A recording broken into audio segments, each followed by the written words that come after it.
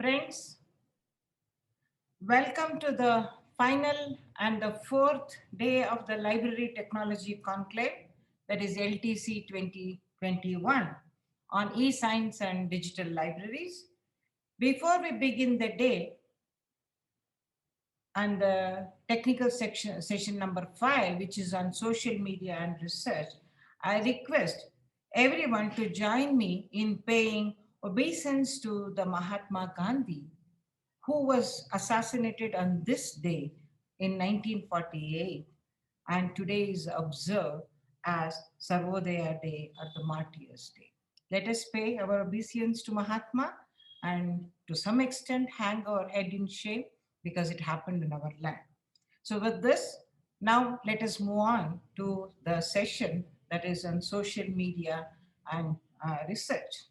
I'm sure all of you are familiar with the term post-truth or post-truth era. This term, post-truth, became very popular.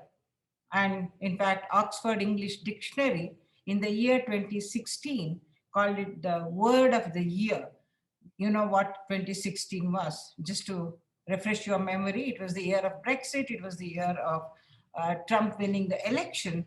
So there was a lot of talk about this post-truth era. So that's why, and there was a 5,000 times spike in the use of the word post-truth in the year 2016. It's kind of ironic, according to me, that today the relatively new term, I would say the post-truth, we are talking about it on the day of Mahatma Gandhi's assassination, who in his autobiography exemplified his life, that is my experiments with truth. Well, just to set the context of the session, that is, it's about post-truth, which is actually, signal boosted, amplified by the social media. Well, to set the context of this session and the theme, I would like to give a reference to actually, which is a scientific article, but relating to a new, I would say, incident that happened a couple of months back. This article is called The Anatomy of Rumor. The Anatomy of Rumor, Social Media and the Suicide of Sushant Singh. This paper, authored by Jaijit Paul and his colleagues at Michigan High School. Jaijit Paul, a good friend of mine also, but he works for, currently he's with Microsoft Research. In fact, I wanted to have him on this panel because of a conflict of conflict of date, he couldn't join us today. So the point about this article is, this article is submitted, actually it's available on archive, which you can go and look.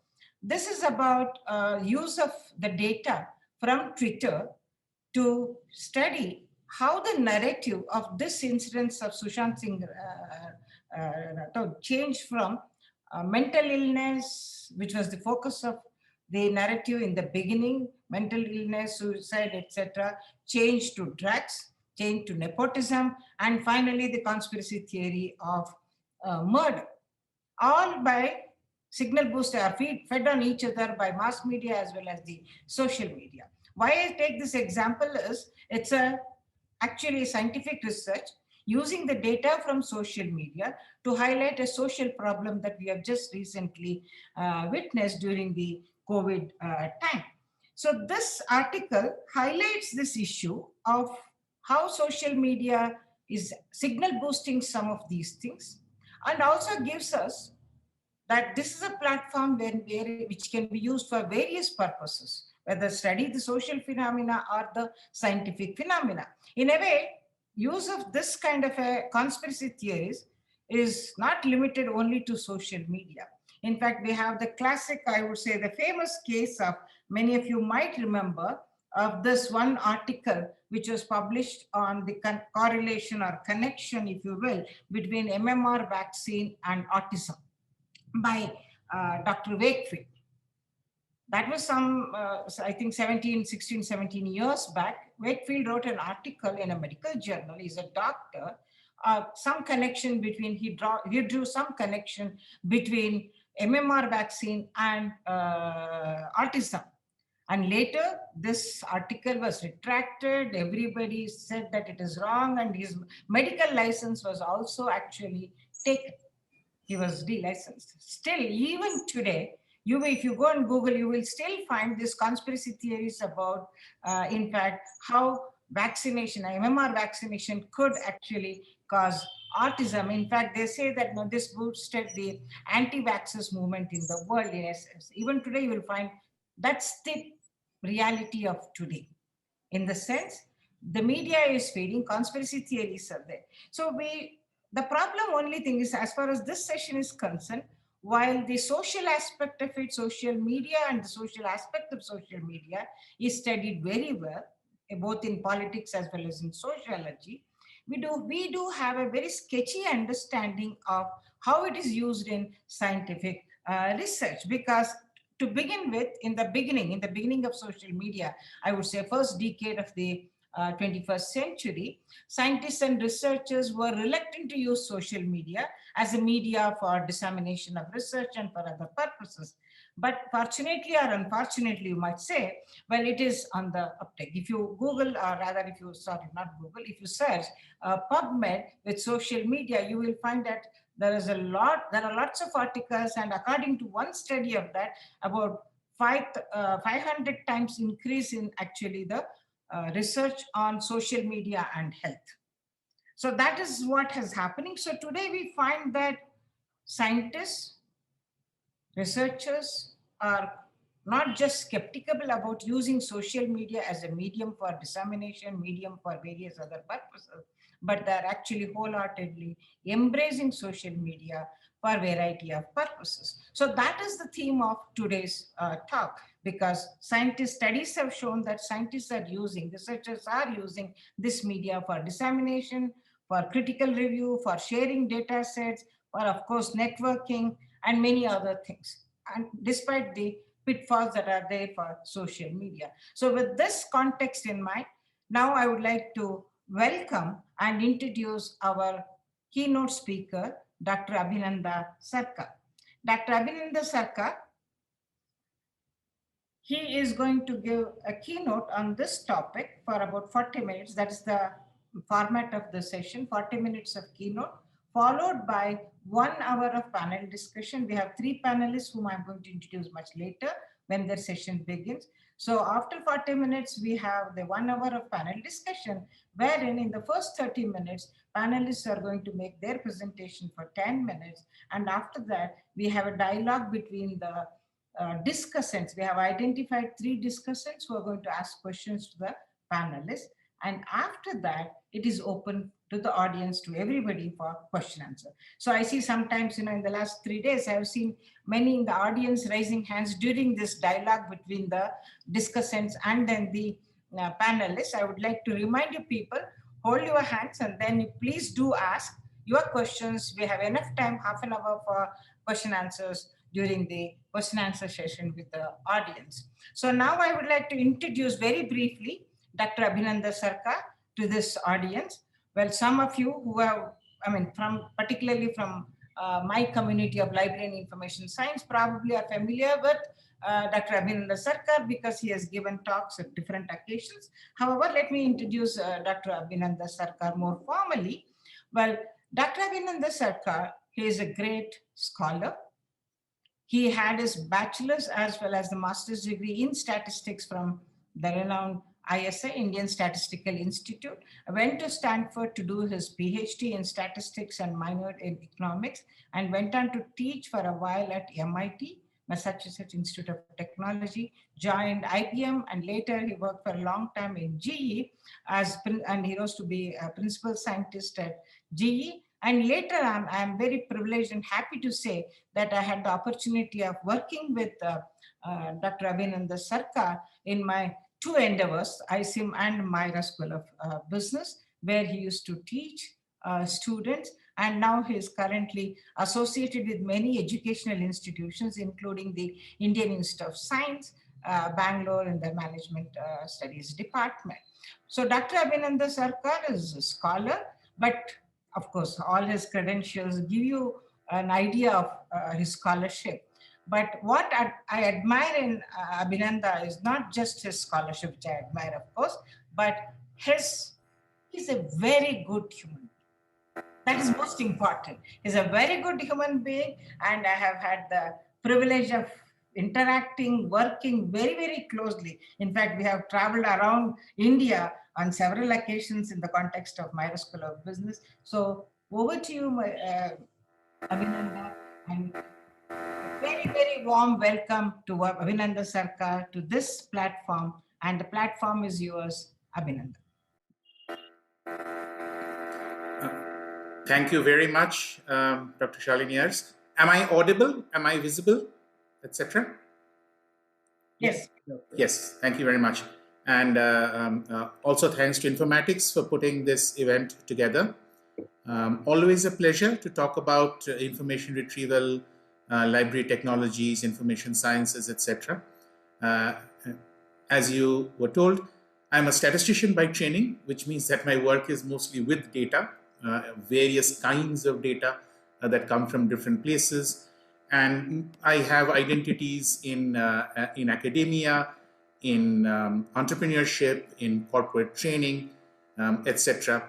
So I think today what I will do is kind of not wear any of those hats, but talk just about certain things that I have seen, certain things have been pointed out towards, and spend a little bit of time taking a slightly personal view on what I think, and as Dr. Shalini said, is a very important issue that is facing us at this point in time.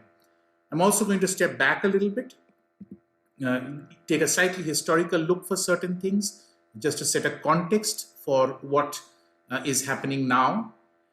And I think it's always important to see things revisited again. It was a pleasure to hear in Dr. Shalini's introduction the idea of rumors. And it reminded me of a paper that Abhijit Banerjee had written many years ago. Today we know Dr. Banerjee as one of the pioneers of development economics and poverty studies, etc. Before that, he was a theoretical economist and a very, very good one. And he took some wonderful ideas in probability and other areas to figure out how various little things in society can fit into economics ideas. One of them was envy, another was rumors. And he had a seminal paper on the economics of rumors, where he talked about how rumors spread from one entity to another. Now, the interesting thing about that research, I think the paper appeared in the early 1990s, was that at that point in time, this was a theoretical paper. In other words, the data needed to substantiate what he was talking about was not available at that time. Even if he had wanted to, he would not have been able to do an empirical study. It would be interesting to see Professor Banerjee's reaction now, maybe 30 years later, where what he talked about then as a mathematical model of Markov chains, etc., would be empirically validated for circumstances at this point in time. Anyway, that being said, I talked too much. I want to talk today about two things broadly. As I said, they're unrelated topics, just personal thoughts. One of them is on how do you organize social media in some way? How do you think of it as a platform? How do various professional communities realize that social media is a structure on its own, and therefore put some logic behind it and what it means for being able to do research and being able to get data? And the second half of the talk, I want to talk a little bit about research itself. I know that many of you are from academic institutions and your day job requires you perhaps to publish papers and write things. And has that changed? Has that evolved with social media? Is doing research in the social media era any different from doing research at any other time? And what role does technology play into it? And then some random thoughts on social media research, reproducibility, some ideas that are there. We're not going to be able to interact now, but there's a long session afterwards. I'll stay for the session and listen into whatever is there. And I hope that this stimulates some discussion, but otherwise just to plant certain seeds of thought in your head. Okay, now what are we talking about? Social media itself. This chart on what happens in an internet minute has been around from various organizations for a long time now, many years. It is a terrible chart to show for anyone giving a talk because it gets outdated on a daily basis. Which means that when you give, when I was giving this talk or a version of this talk, maybe 3 years, 4 years ago, you need a different chart to talk about social media. So this one I was very sure was saying that, is it new? Are the numbers real? Are they not? I don't know. All I do know is that the article that this was taken from was last year, relatively recent, maybe a few months old. So maybe the numbers are reliable, but you can read them. And the point is not to impress you with big data. I mean, you've had a session on big data, but the point of this is to make the case that the various kinds of things that we call social media involve various kinds of information. It could be, for example, YouTube videos. It could be, for example, texts on, say, Twitter. It could be queries on Google. It could be emails with a lot of metadata. There are various kinds of data that's available on social media. It could be pictures. So these cell phones, my wife used to say that, this has turned out to be my friend, philosopher, and guide. She wasn't entirely being truthful. It's also friend, philosopher, guide, and photographer. So we take our pictures all on devices such as these. So therefore, in devices such as these cell phones, you have pictures, you have audio files, you have texts, you have true multimedia. This means that when the kind of data that social media is generating from a statistician's perspective or from any other perspective is hugely, hugely varied. And it doesn't necessarily come in a balanced form. For those of you who work in information retrieval and shall we say, the IT side of things, an image, for example, the image that you're seeing on the screen here of my face or a video is a lot more in terms of bits and bytes than, for example, the word that you see my name underneath your screen. But that doesn't mean that the face is more important than the name. So there's an imbalance between the amount of data in bits and bytes and the amount of information that it contains in terms of knowledge. And this is something that people in information technology worry about all the time. And I remember many years ago when the Bluetooth standard was coming up in IBM, we were developing algorithms for saying how to transmit data along Bluetooth. And there was then the standards question of saying that how many packets of text and how many packets of images or multimedia can be sent or should be multicast along a wireless channel. And this depended on how much data people were sending and also how much data people wanted to consume. This had to be embedded into the standard, and right now Bluetooth and any of these standards have it all built in. But it relies on a very important idea, and the idea is that technology should be consistent with our sense of what information is. And this is not quite happening now. This is beginning to break down because what's happening is that data is coming in at a rate that is convenient to the infrastructure available. So if we have 3G, if we have 4G, if we have 5G, that lets a certain amount of bandwidth available. And so if more images can be transmitted, more images are transmitted. Simply because we can do it. As a practical matter, for example, if I take pictures on this cell phone camera, so I'm taking a picture, let's say, of my 8-year-old playing, and she moves around, she plays very quickly. It gets blurred. And then I take another picture and another until it's correct, which means I can take 3-4 pictures of the same thing, and it stays on my computer. If I was doing this when I was a child, let's say about 45 years ago, there would be 20 films or 24 films available in my camera, and I would need to be very careful not to waste them. Data was expensive, and data is now cheap because of the channels. And this is having implications on platforms and things of that sort. So how is all this organized? How is it put together? Here's an example. This is a conceptual framework, and it comes from a paper from the University of Maryland and many others. You may not think of this as canon, but it's interesting to me. It was interesting to me when Dr. Shalini sent it to me, was that this is about how healthcare data can be organized in a way that makes logical sense. Now, this is something that has evolved over a period of time.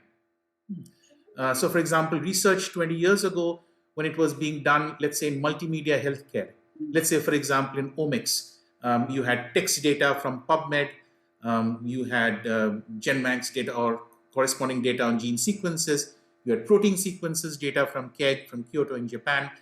And so therefore, text data and sequence data and protein structure data were very difficult to assimilate. This was a major technological challenge, and many companies were working on that. That challenge has gone away. Now, all of this can be put into frameworks of, for example, retrieval of the data. In other words, recovering an image, recovering a paper. Today, if I want to download a PubMed paper, I know how to do that. My computer with its GPU unit, with its retrieval unit can do that. If I want to download an image, let's say protein structure image or any complicated image, this computer has an NVIDIA chip, for example, that can do the processing of that image in almost the same amount of time that it takes to process the text. So all that becomes very easy to do. So now these platforms are sort of data integrated, time integrated, in order to be able to provide information in one flow at one rate. This rate information is important because let's say that you're trying to improve care. Now, if you're improving care and you want to transmit the doctor's voice over a medium, and if that comes a lot quicker than, let's say, a scan report or an image, then there's a difficulty in harmonizing this telemedicine solution. And these were still difficulties till about 5-6 years ago, which has now sort of gone away because of the ability to put all of these things together. Now, from a patient perspective, what that essentially means is that most of this kind of social media information has become neutral. What does that mean to a neutral? Which means that when a patient comes in and says, "What is it, doctor, that you can tell me about myself?" And whether that doctor gets that information from a database or whether that doctor gets that information from a set of tweets or a Twitter, it doesn't quite matter. Platforms are able to take care of these things. Now, from a research perspective, this has meant very interesting things. And the authors of this paper talk of 4 Ps: participant, platform, problem, and process.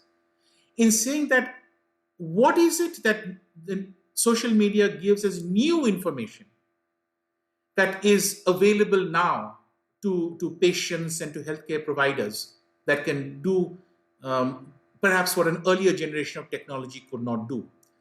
One, of course, from a participant's perspective is health literacy, in being able to get information.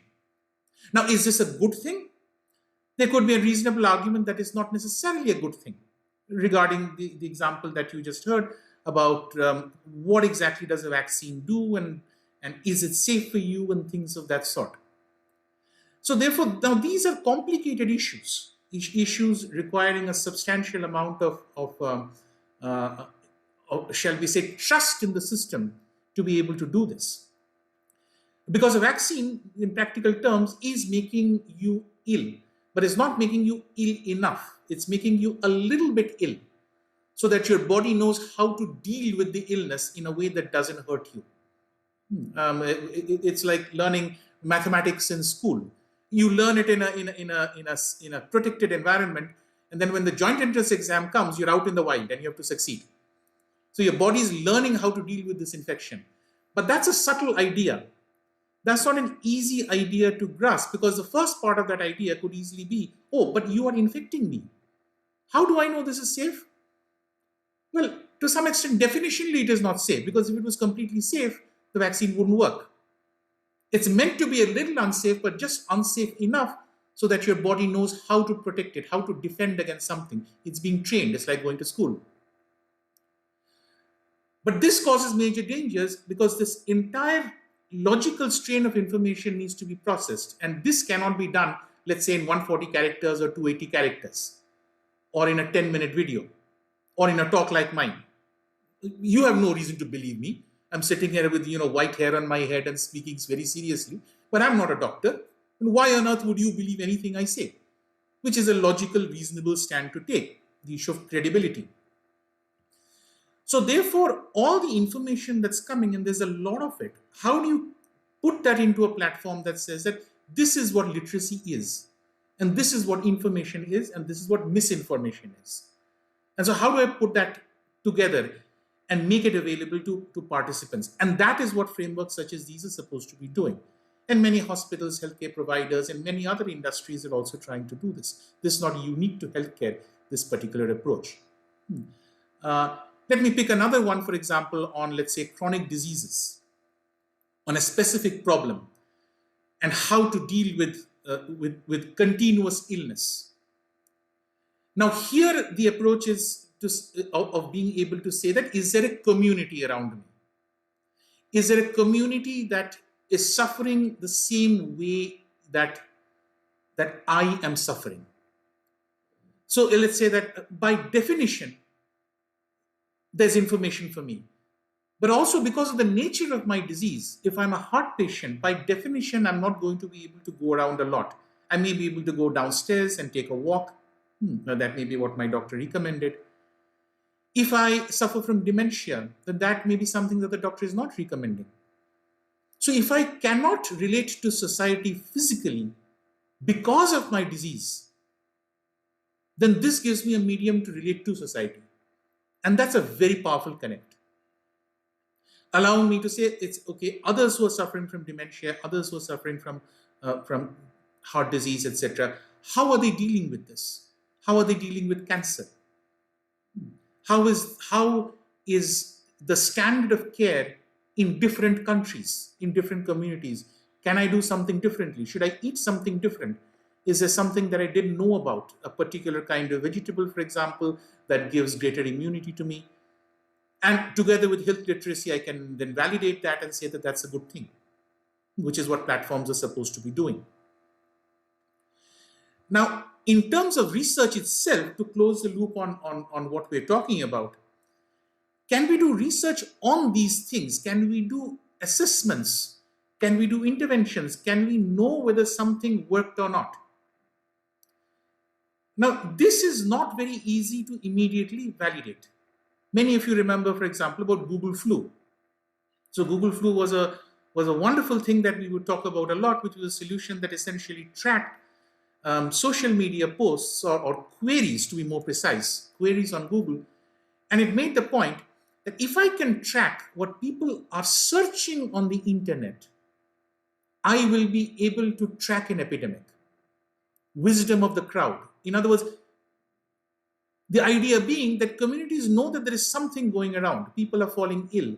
There are sniffles. There are all kinds of things that are going on in the community. I can see people falling ill. Let me ask. And so there's increased activity. And this activity, internet activity on a disease, is a predictor of an epidemic or predictor of increase. And this worked for a while. This worked very well for a while before people realized it isn't that easy. Right? There are issues of insufficient data. There are issues of confounding, and you can look at the research and see what didn't quite go well with Google Flu. But it took time to figure out. This is dangerous because if it takes, say, 2 years to understand that the social media research was not as complete as you thought, but the impact of it is in the space of days, then that's a very problematic thing to implement. Because you want to say, people are talking about this, but maybe 2 years later, it'll be discovered that they're wrong. How will you operate? How will you trust? How will you do this? So people are now getting a little scared about this. And they're saying, okay, let's hang on, and we'll talk a little bit more about this in the second half of the talk, and we're getting there.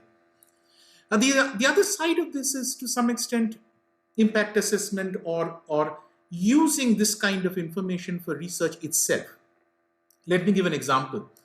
You've seen, I think, in other parts of this conclave, ideas in AI, ideas in deep learning. And the idea of deep learning is, or one of the ideas in deep learning is that you can get a lot of information from unstructured data. For example, text. Now, text, how I type, how I write things, reflects how I think, who I am, how is my brain wired. Now, sometimes you can think differently. You can think like Yoda in Star Wars. There is no try.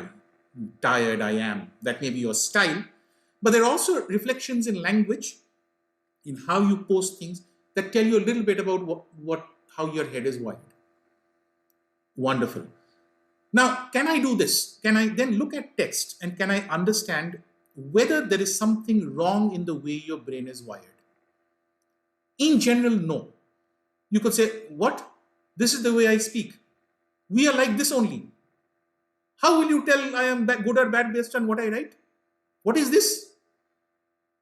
So how I speak has nothing to do with what I am, but in extreme cases, perhaps. So let's say someone has dementia, Alzheimer's, or something in which thoughts are not passing very well between the hemispheres. That will reflect itself in how you write. So on the X side of your model, you can have text. On the Y side of your model, you can have dementia. And you can have complicated things like convolution, neural networks, etc., that basically say that can I use text in order to be able to detect dementia? In other words, based on how you are posting things, and I can go to a dementia chat room, I can go to a social media forum, and I can say, let me look at those posts and let me try and diagnose how far along in the disease they are. Now, does this work? Once again, maybe it will take us 2 years to figure out and many more trials. But these are promising in two ways. One is as deep learning technology itself. And the second is as a way to continuously monitor someone. This is very important, particularly for someone who has dementia or is homebound. And particularly in many countries where they don't have too much caregiving. And you can track a person, and you can track them by home devices. You can track them by saying, let me put a camera, a CCTV, and do the imaging part of this. And so this is just one more instrument that's available to you. So social media platforms in healthcare and beyond are putting data together in a way that allows for the sharing of information, as a way of retrieving the information, as a way of analyzing that information, to get knowledge, and as a way of getting new insights based on that data. Very nice. But what does all of this have to do with our ways of doing research? Research itself, I'm moving to the second part of the talk now, research itself is something that has been around for a long, long time. Professor Shalini talked about our time in MYRA, and I remember both Professor Shalini and I and all our colleagues working very hard to make sure that students did projects well. And they followed a process, not a free-form stream of consciousness on a piece of paper. That they did things in a logical way. And research is very often about doing things in a logical way. You search, and then you research. And you search again, and then you research again. And so this process of looking at things in a structured way is what makes something research versus maybe just looking at books, which is what I do all the time. I would often complain, I can't do research. I mean, I don't know how this is done. My PhD from one of the leaders in the field, Professor Bradley Efron, and he celebrated his 80th birthday a couple of years ago, and all his students were requested to come to Stanford. And at the end, he gave a talk, and he looked at all of us, and he said that I was not a good advisor to you, which is not true. He was a very good advisor. I was not a good advisor to you.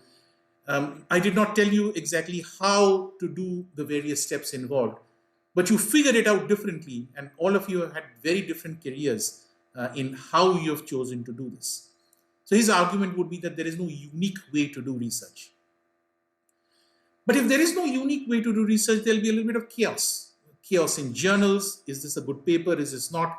Chaos in PhD advisors and all of that. So the question is, has social media added to this chaos? Has it reduced this chaos? what does social media have to say about research itself? So one side of the question, social media leads to research. The other is, can research be done using social media in its current structure? So when you do research, of course, and this is from a science fair, is for kids, so it's simple enough to understand, you do certain things. So for example, you construct a hypothesis. I talk about hypothesis so much. My 8-year-old is going around the house saying null hypothesis all the time. We're having to shut her up. But seriously, you do hypothesis and you say, is this true? Or is this false? And if it is false, prove to me that it is false. You test with an experiment. You do something. You go out and you get data. Maybe you run a survey, maybe you don't. Maybe you look at the literature, maybe you do an experiment in the lab, depending on your field. And you figure out whether something is working or not, or whether something is true or not. And if it is, you draw conclusions. If it isn't, you go back and you check things a little bit. You say that this is not working, but is it not working because it's wrong? Or is it not working because something is different in my procedure? There are many discoveries which turned out to be not quite right. And opposite is also true. Initially, the cosmic background radiation, sort of the shadow of the Big Bang that we see all around us, we see it on old televisions as well. That signal came, and it was thought to be actually, bird droppings, bird shit basically on the telescope. And they said, this can't be. I mean, they didn't believe it. They said, no, this must be birds doing things on my telescope. This kind of careful checking is something that researchers do. And it's a part of their job. That's why PhDs, for example, take time. That is why projects are requested to document their prior work. They document their research design and keep going. Now, the question is, can you do this? Does social media permit you a platform or a procedure for being able to do this? So here's an example, and this is from a study done, I think, in the University of Southampton in UK and other places. And it's an interesting data set. And this data, as you can see from the early part of the previous decade, is tracking two things. This is from the Netherlands, Dutch data, and is tracking confidence index, consumer confidence index. And it is tracking a social media index. You can see two lines here. One which is circles, which is what I would call traditional data. This is consumer confidence. And consumer confidence is something that economists have been tracking all the time. Yesterday, there was economic survey being released, and our economic offices track consumer confidence in various kinds of things. And they track it according to a certain way, by tracking a sample of people, sample of goods. There's a very logically designed and academically approved way to do this. Good stuff. And let's say you do that. And the way you do that, quite simply, is saying that how many people have a positive confidence and how many people have a negative confidence. And you can subtract one from the other, divide by the total number, and get some kind of index.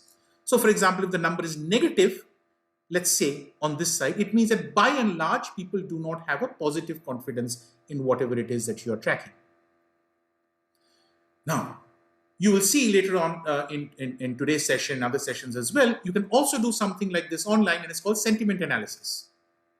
So what you can do is you can track discussions online, and you can say, are people happy or are people not? Is this positive sentiment, negative sentiment? And you can similarly track social media, and you can do positive sentiment minus negative sentiment, and you can get the same thing. Not from a long-term experiment that takes 2 years to do, or in India, for example, every 2 years we release curated versions of this data, but immediately using social media analysis tools. Very, very powerful. But do they track? Are they tracking the same thing? Are they saying the same thing? Are the dots and the crosses giving the same information? Right? Now, you can do time series analysis and whatever, say that, yes, this looks to be that. Maybe one is a slight leading indicator or lagging indicator of the other, etc. And this gives a certain amount of faith in using social media data to replace a classical statistical way of doing things. So therefore, this is powerful. This is wonderful stuff, because you can say that, hey, now I don't want to do all that. All this stuff that I learned in research methodology and in econometrics classes and all of that, all complete nonsense. All I need to do is I need to do a social media analyzer in Python and R, track my social media, do a sentiment analysis, and boom, I know what people feel. Is this correct? Number one. Number two, is this good research? Number two. And this is something that people are struggling with a lot. And what people have obviously discovered is that there is a carefulness that needs to go on in this process, in being able to understand that if I am following, shall we say, the left-hand side of this picture, which is, shall we say, the traditional way of doing it, identify a target, identify a measure that I will do, let's say a consumer confidence index or anything else that you are measuring. These are not easy things to measure, as you all know. For example, what is inflation? Inflation of what? Prices of what? Prices of cars, prices of potatoes, prices of what particular combination of things? And where? If you are saying the prices of potatoes where? In a supermarket in Bengaluru or Mysore? In the villages? Where is it? So this isn't clear, and it needs very careful definitions that experts agree on. So the left-hand side is that, shall we say, conventional way of doing things. Now, to mirror that, so to speak, from, say, text data or social media data requires a substantial amount of care. And this is what many authors are beginning to talk about in papers such as this. This is from the International Statistical Review, and it's last year's paper, and people are realizing that we can't simply analyze the data the same way. Let me give an example. Let's say that you are talking about clusters. Now, I love this word clustering.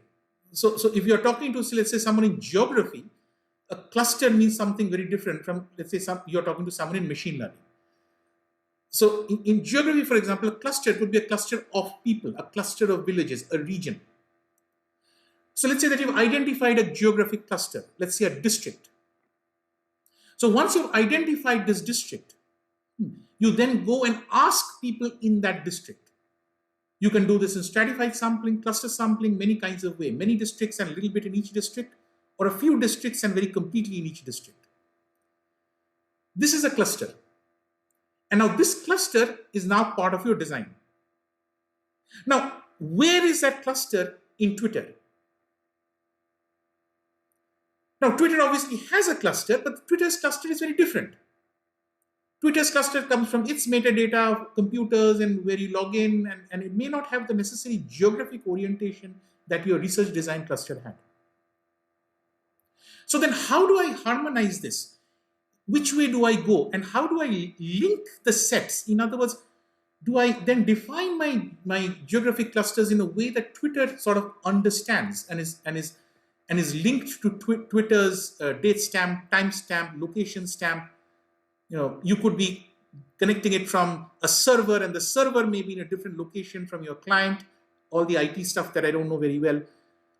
So this harmonization is needed in order that the same kind of research design can be lifted over. That's just one example. So, and this leads to new kinds of errors, errors in mapping, errors in identification. When I read these papers, it reminded me of what my generation of economists would talk about instrumental variables and finding an instrument to do things. Maybe that kind of work is what is needed. But my point being that there's a little more thought that needs to go into this. And that thought is already beginning to get underway. This is very, very compelling research in terms of, shall we say, usefulness. One of the things PhD students, one of the things scholars worry about is where do they get their data from? And good PhDs 10 years ago, 20 years ago were PhDs that got good data. And if you had a very good data set to work on, you'd probably get your paper published and probably get a good PhD. Today, data is not the problem. Data is there. It's just a question of, therefore, saying, not do you have good data? Yes, you can write a web crawler and get very good data. Current data, nice data, and you can put a query around it. The question is that when you do work with that data, are your conclusions valid? And so there's a lot of methodology that now needs to be reworked to solve this problem. And I think some leading researchers are talking about this. So the other side, as I said, social media gives information, but how to convert that information into research is something that I think this generation will figure out. So for those of you who in the audience who are maybe writing your PhDs now, when you are senior faculty members, if you are in academia, you will probably have a slightly different paradigm of research, of how it is done. Other things in big data analysis also relate to this. How do we deal with this large amount of genomic data, astronomy data that comes in, but it tells a coherent story. Now, I want to end with a slightly personal take on this, relating to the point that I just mentioned, which is to talk about the idea of reproducibility. So, reproducibility is something that doesn't come to mind immediately when we have research. One output of research is a publication, and once the publication is there, we tend to ignore it, in the sense that we tend to say, done, move on, next. But the research is there, it's sitting there, it's archival, it's state of knowledge. This will be used again. In library sciences, we talk about H indexes and citations, which is entirely about the reuse of research. That whole field of scientiometrics and the whole field of intellectual endeavor is about saying, how well can we reuse research and which research is being reused more? Now, this means that good research should be reproducible. Now, if it is not reproducible, then we have a huge danger in non-reproducible research being hugely cited. We're all in deep trouble. And there are famous studies, for example, the psychology studies in Stanford and famous places that are now slowly being discredited, not because they were wrong at the time, but because people have said that over the years, we have found that that is not how humans behave with respect to authoritarian regimes. It was a very important study that said that when people are ordered to torture, they will torture. And now people are saying, maybe that's not right. But it took 40 years more for that to come out. Research, it isn't very reproducible. Now, if something is not reproducible, then it's not reproducible now. But if it is not reproducible over 2 years, social media has shrunk that reproducibility timeline. And it has made things difficult in a variety of ways. Now, there's a lot of research on this that you're welcome to look at in the National Academy of Sciences and others. But I'll give 3 examples or 3 pointers to this just as I end. From my own experience in doing this over a number of times in a number of scenarios, is the first problem that happens is that code becomes non-reusable. Now, in reproducible research, the idea typically is that if you've done the research and you run the program again on the data set, you'll get the same answers. So if I give my program and I made it available with my paper or maybe as an appendix on a website, and you take my code and you run it, you should be able to get results like mine. This no longer works very well, particularly when code becomes very quickly updated. So the program that I write now will not run, say next year, not because the code is wrong, but because there's been an upgrade in the software. Python has done something, R has done something, and this no longer works. Maybe the site has changed. The GSP technology or the JSON technology that was used to get the data has changed. And so code reuse is a difficulty. The second is that data that is available to me may not be available to you. If I go to Twitter and use Twitter's terms and conditions to get a chunk of social media, and you try to replicate that tomorrow, you will get a different chunk of data, maybe from the same population. But neither you nor I will have access to the full data. Particularly if you are in a university that's not willing to pay in maybe the hundreds of thousands of dollars required for unrestricted licenses. Which means that the terms and conditions enforced by sites makes continuous data collection or consistent data collection hard. Web crawlers may be blocked. Many of us have written applications and written a web crawler, and someone who's seen that this web crawler is getting data from my site and saying, no, no, no, no, no, no, no. You're not going to get research credit or money from my data. Let me block the crawler. So that's a term and condition that you cannot do that kind of crawling. And the third point, of course, is that these trends change rapidly. In other words, the social media information that you do, that the research that you do now will not be valid a month from now, not because it's wrong, but because social media itself has changed and the opinion has changed. And so therefore the research itself is becoming time-stamped. Now in certain fields like biology, that's okay. I mean, diseases evolve. Right? Nature biology papers come out, biology journals come out maybe once a week, maybe even more. Math papers come out maybe once a quarter. I mean, math journal publications. There's a reason why biomedical literature comes out so rapidly. Things change. Social media is changing even more rapidly. And so therefore, if you're going to do research, for example, in saying, I don't know, just to make something up, that if you are a farmer in a certain region, do you identify with the region or do you identify with your profession as a farmer? And you do the research today, you will get an answer. But that answer may be very different from what you got 3 months ago, and that answer may be very different from what you get 3 months from now, given circumstances.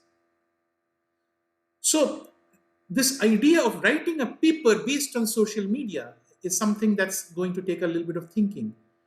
And so, for example, I know my informatics colleagues are there. What would the papers based on social media look like?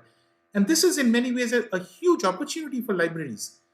Because if this is what is happening, it means that corrections on papers, upgrades on papers, code updates on papers, new data posts, this becomes much more rapid on a paper. A paper is not done when it's written.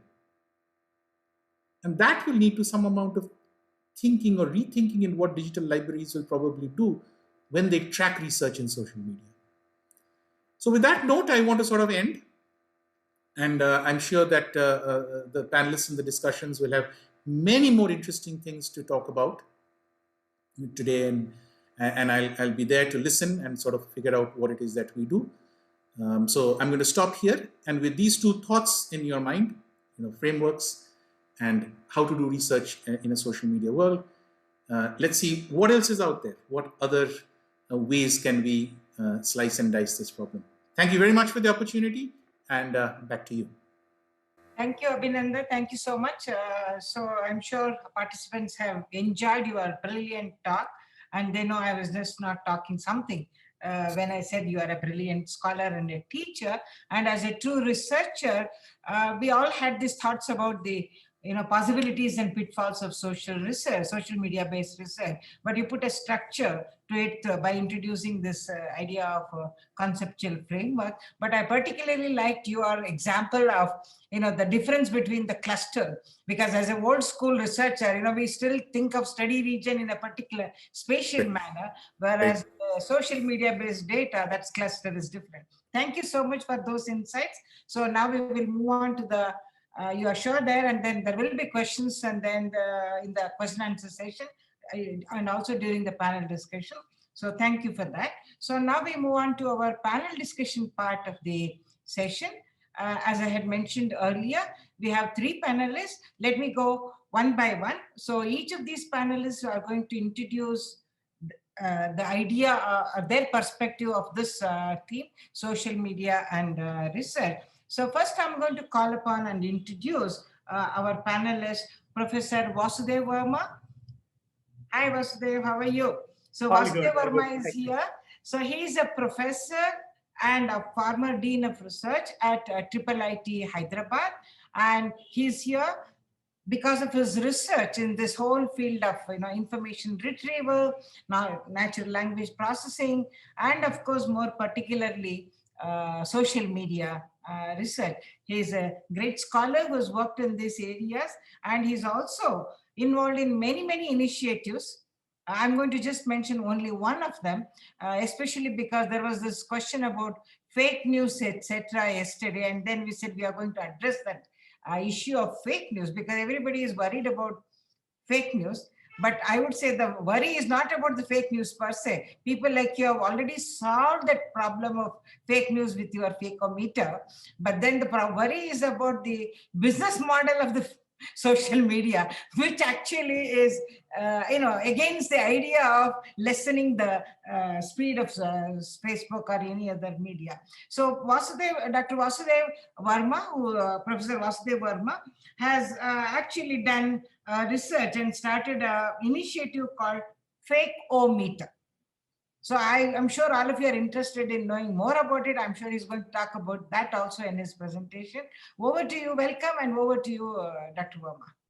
Thank you, Dr. Shalini, for inviting me, and very excited to be in this panel. For example, it's a very befitting keynote by Professor Sarkar, laying down the big problems and then the approach one has to take if you are a social media researcher or researcher interested in using social media data. What I would like to do in next 8 minutes or so that I have is essentially talk about two sides of the same coin, which is social media aspects, right? One is on the positive side. We should always remember that social media has made so many changes in our lives. It actually changed the way that we live, changed the way that we behave, changed the way we make decisions, and so on. For example, the way search engines have made an impact in Web 1.0 time in terms of making huge amount of information accessible to us by arranging it well and then making it accessible to us.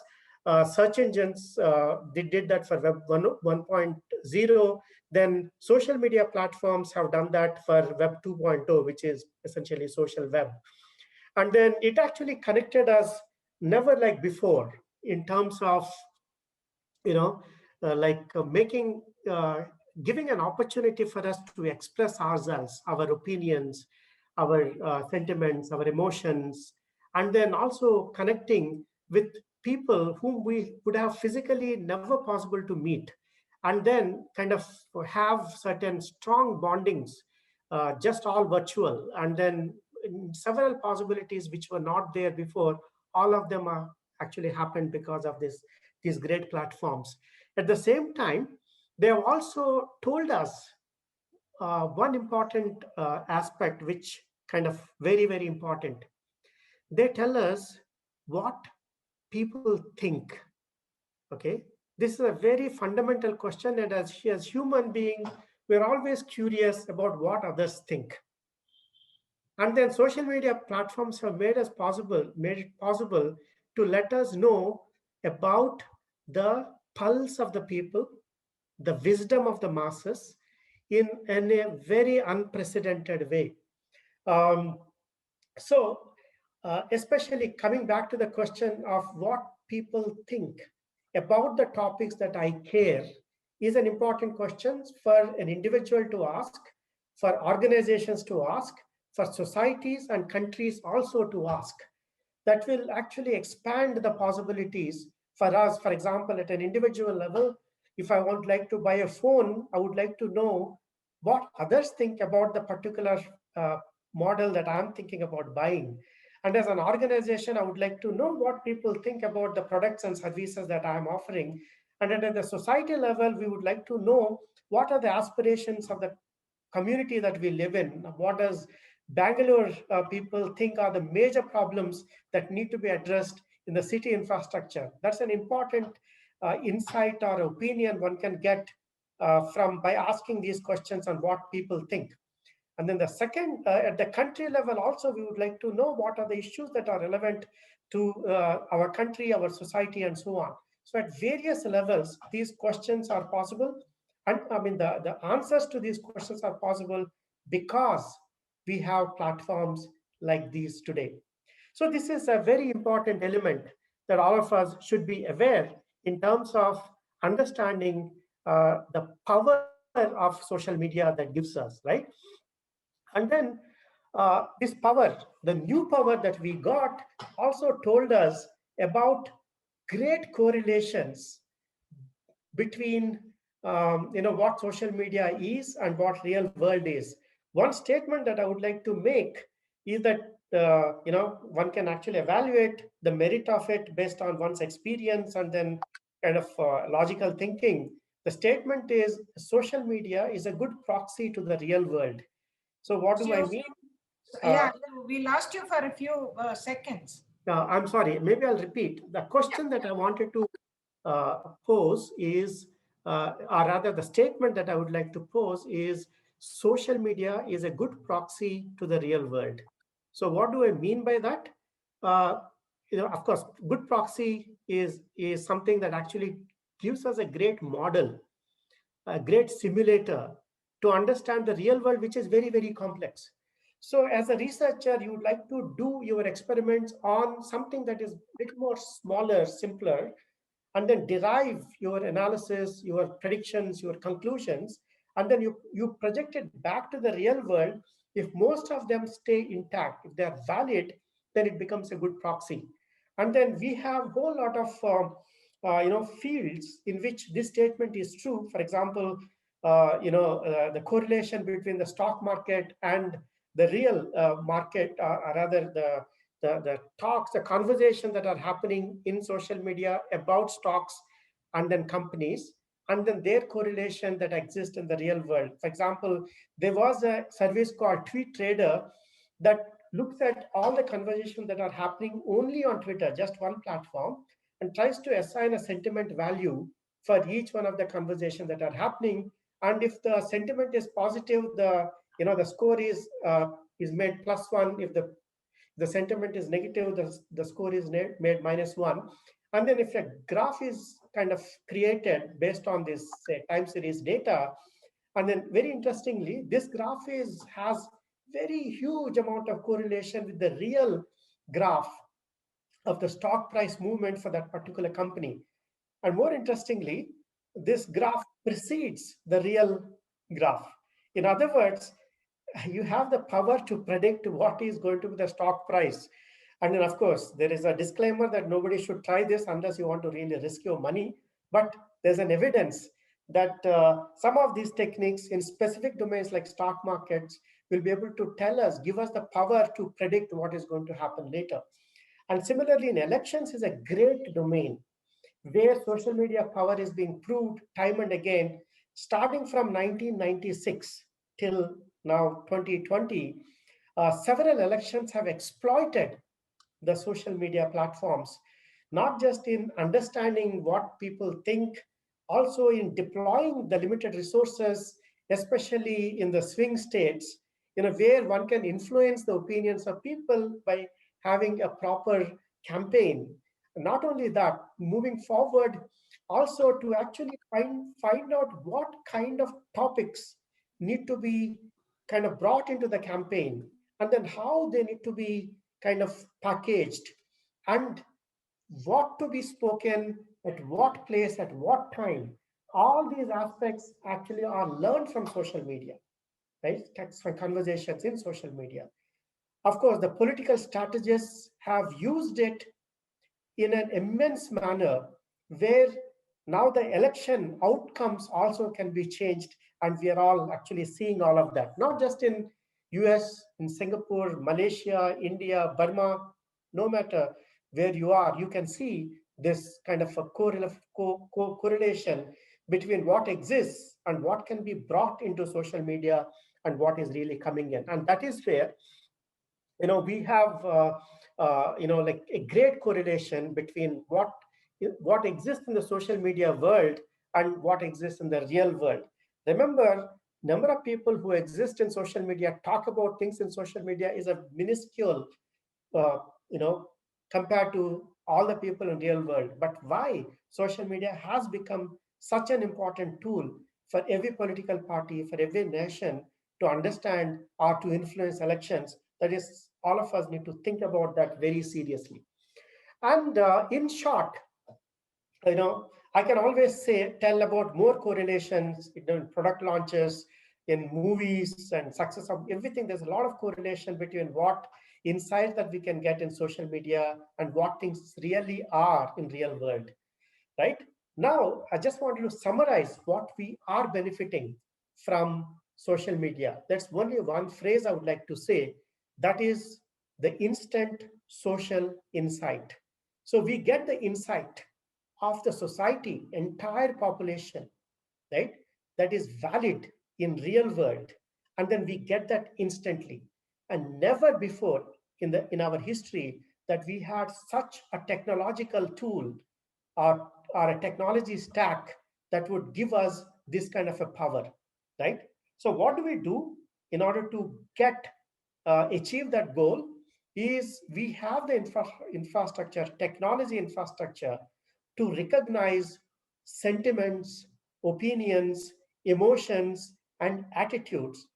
All these are loaded terms in social media research. I don't have time to expand on them, but I just wanted to mention that uh, you know, all these human aspects are being recognized about everything that we care: people, places, products, services, movies, all those, from the entire user generated data, from blogs, from micro blogs like Twitter, or the news comments. At the end of the news, there's always a lot of comments that are given by the readers. So those comments, all the reviews that we find, like, so entire social media, entire, the place where the entire corpus where that is being generated by the humans, right? User generated content. It is our new UGC, right? And all of that completely automatically and in real time. And that actually provides us equips us with the analytics that can help us make decisions and also take actions. So in short, what I'm saying is the positive side of this is we get instant social insight, which is very, very important.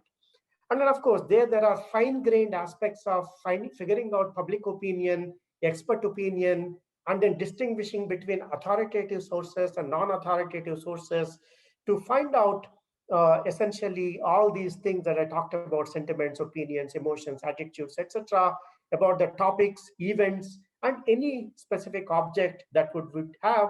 It will help in computing the social influence, computing the sentiment, computing the opinions, and so on, right? So for this, we have the actually three aspects of the technology part of it that we need to care about. One is social media monitoring. Second one is social listening. And third one is what I would like to call as social intelligence, right? You can imagine the size of all the data that is being produced every day in around 250 major social media platforms.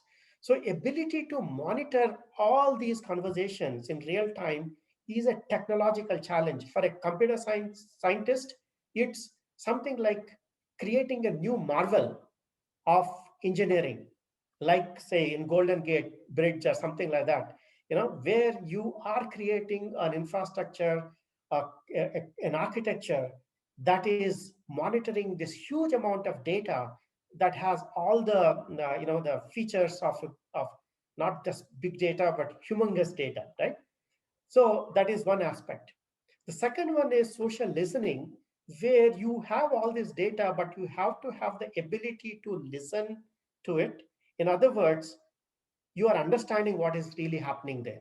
So you need to use lots of natural language processing, understanding all the expressions, idioms to the frozen expressions, to metaphors, to irony, sarcasm, many of those things that would be part of the social listening exercise. You equip yourself as a social media researchers with all these tools: natural language processing, deep learning, machine learning, etc., right? Then you have the ability to listen to this data. And third is the social intelligence, right? This is where you have the ability to predict, analyze things, infer data, and predict things. And a lot of things have been said about the social intelligence in the past, but then what really makes it very hard is most of the social media is very noisy, right? The social media data is very noisy. It's noisy because when everybody is a writer or the creator of the content, then all our abilities, inabilities come into forefront. For example, it's very hard to find correct spellings, and then, or correct grammar is even, like too much to expect from social media posts. So all the spelling errors and spelling variations, all of us are very creative when it comes to expressing, especially the named entities, in terms of our spelling variations, right? For example, famous example is Britney Spears is actually being written in at least 26 ways of valid, statistically significant spelling variations, right? Then there are many issues, like there is a short forms, semantic equivalents are used uh, in plenty in social media posts. And then there are these hashtags, which are actually meant for human consumption, but actually it makes it very hard to semantically interpret hashtags. A lot of sarcasm and negations, those are to be detected. And there are a bunch of other things which I'm not going to get into because of the time constraints. For example, there's a famous messenger and message problem to distinguish what is the message and who is the messenger. And then where do you want to compute your sentiment on, not on the messenger, but on the message, right? So that distinction is very important. Understanding global prior sentiment, that is also very, very important. And most importantly, understanding what is social media spam. So these are all the bunch of problems that we have. And then this is where we have challenges in understanding social media data and segmenting it properly, and then have solutions to actually address each one of these problems, right? So that is more about how do you conduct social media research if you are planning to use the data that is coming from social media. Again, Dr. Sarkar earlier mentioned about the reproducibility of results. In social media data, it becomes very, very hard, as he mentioned, because if you actually take some data cutting across time and space, and then you infer certain conclusions, results from that data, and then if you cut across the, in a different time and space, the similar data, then the conclusions may be completely wrong, right? So hence, it's very, very important to understand these variations, the very fluctuating aspects of inferences one can get from social media. So I'll just take 30 seconds to conclude. So like fake news and all other, toxic content that is there in social media is very hard to handle. There are several solutions, but most important thing is understanding this information uh, misuse, and also the toxic content, hate speech, sexism, many of these aspects. Now people are beginning to understand the problem in its core. It's actually very important to know that computer science cannot alone solve this. It needs help from other disciplines such as sociology, social psychology, and so on. And then many solutions that are coming up are based on these kind of a collaborations. So long way to go, but it's very exciting area to work on. And I'll be happy to take some questions later on. Thank you for your attention and time. Thank you, Vasudev, Dr. Varma. So we move on to the next panelist. In a way, you are, of course, I don't want to take more time. The fact that you mentioned some of the challenges and also methodologies that are used in social media-based data research, we segue into that in our next panelist presentation, sentiment analysis. So I now invite our next panelist, Ravi Padaki, who is the Chief Data Officer at Duroflex World. She is going to connect, I am sure, not just sentiment analysis and social media, but also sleep research and social media and everything. So Ravi comes with more than 25 years of experience in the industry. He is from Namma, Mysore. I'm very proud to say that he's a alumnus of National Institute of Engineering, Mysore. Before going on to do his master's in the US. So over to you, welcome, and over to you, Ravi. Go ahead and connect us with the sentiment analysis of, as a technique of research. Yeah. Yeah, thank you. Thank you so much, Dr. Shalini. Can you hear me? Yes. Okay, good. Thank you very much. Thank you for inviting me to be part of this panel discussion as well. It's really a pleasure to connect with you and also with all the participants at the Library Technology Conclave. Really wonderful talks by Dr. Sarkar and also by Dr. Varma. I think both Dr. Sarkar and Dr. Varma have hit upon a very key aspect of social media and how we can understand what is going on in social media. And so I'm going to be talking about one of the ways that we measure, that we measure social media inputs.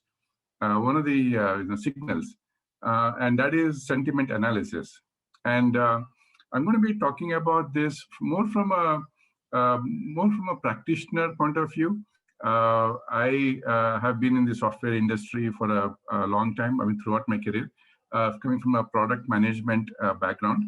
So I'm going to be sharing about how product companies and marketing organizations, product organizations, customer support organizations, and our clients as well in the digital marketing world have used sentiment analysis, right? So that's going to be my talk today.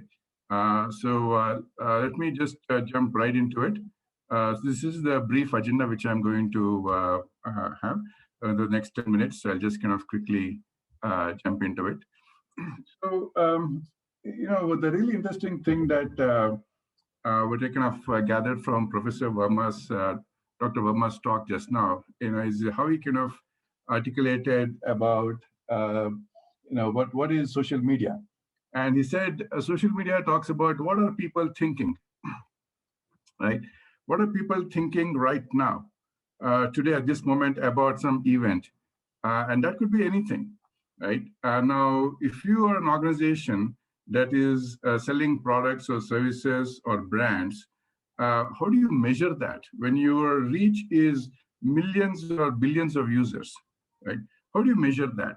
And how do you measure it in a way that, and how do you measure and analyze in a way that is meaningful for you to make it also actionable for you to kind of really, do something about it? So let me first give a quick overview of sentiment analysis, and I'll kind of go into the definition as well. I'm sure there are a lot of academicians on this talk, so I have to put a definition there. But let me first kind of quickly say that when we say sentiment analysis, it involves three things essentially. What is the tone of the conversation?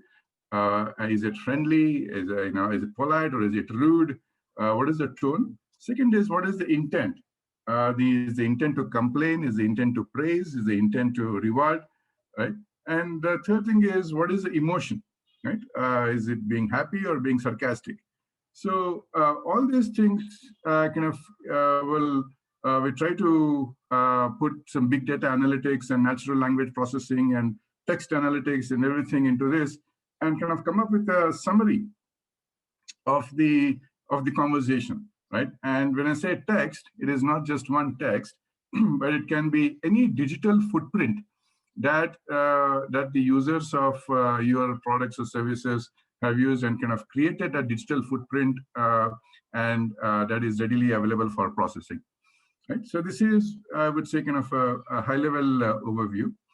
And the definition of sentiment analysis, which actually was a very nice way kind of putting this, is the process of extracting and identifying tone, intent, emotions from a text by means of machine learning, natural language processing, and statistics, right? So a very crisp definition here. Now, as you can imagine, the devil is in the details. And believe me, I mean, so when I started looking at sentiment analysis the first time, it was in the year of 2010. Actually, I used to work for Yahoo at that time in Bangalore. And Yahoo, as you know, was a really big company, and one of our ad exchanges used to run 10 billion impressions per day. to all the, which means that which means pretty much translating to plain English would mean that people used to see 10 billion impressions or 10 billion ads every day, right, all over the world, right? So imagine kind of capturing all those things and the comments or whatever it may be.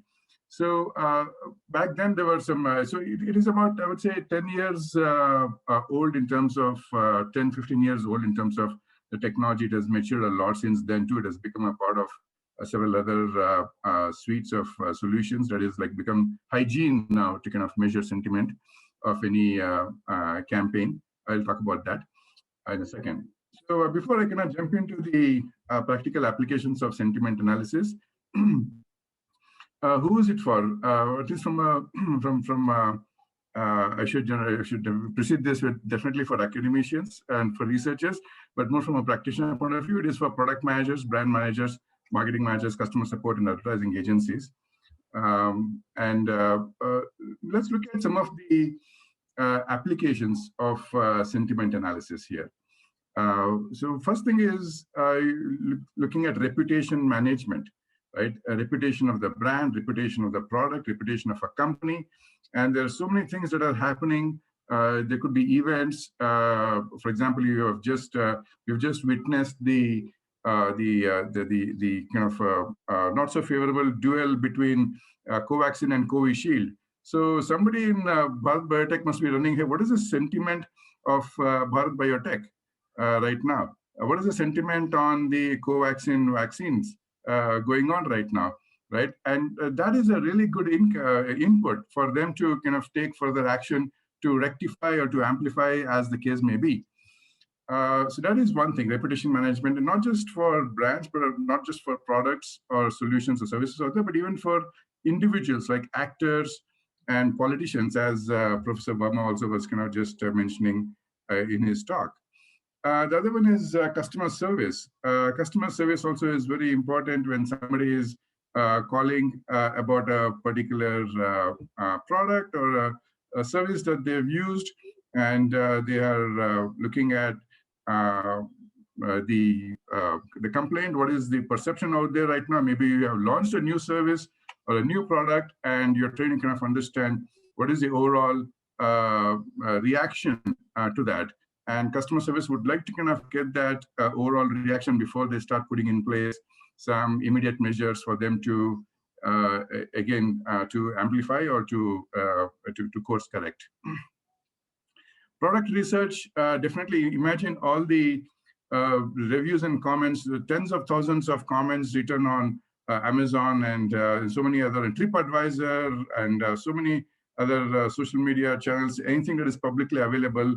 Right, you know, kind of going through all those comments is going to take a lot of time. So if you are a product manager or a brand manager, you need to know what are people talking about. Now, how do you kind of do that in a way that will help you scale and not just kind of you know, spend days and weeks just reading each one of those tens of thousands of comments? That is not going to work. Of course, you have other quantitative measures like, you know, an average of 4.5 out of 5 stars, but really the qualitative input is going to be very important. What are people really talking about? What is the language they're using? And what are some of the words they are describing, they're using to describe your service and solutions? So it becomes very important for you to kind of, again, build on top of those, address those critical issues that may be hidden from your immediate view. Right, so that is also there. The fourth one is competition analysis. Competition analysis.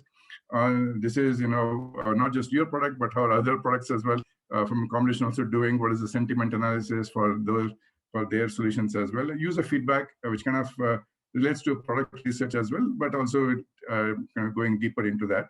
And campaign analysis. This is very interesting, and this is, I would say, more less, you know, this is used by a lot of the advertising companies.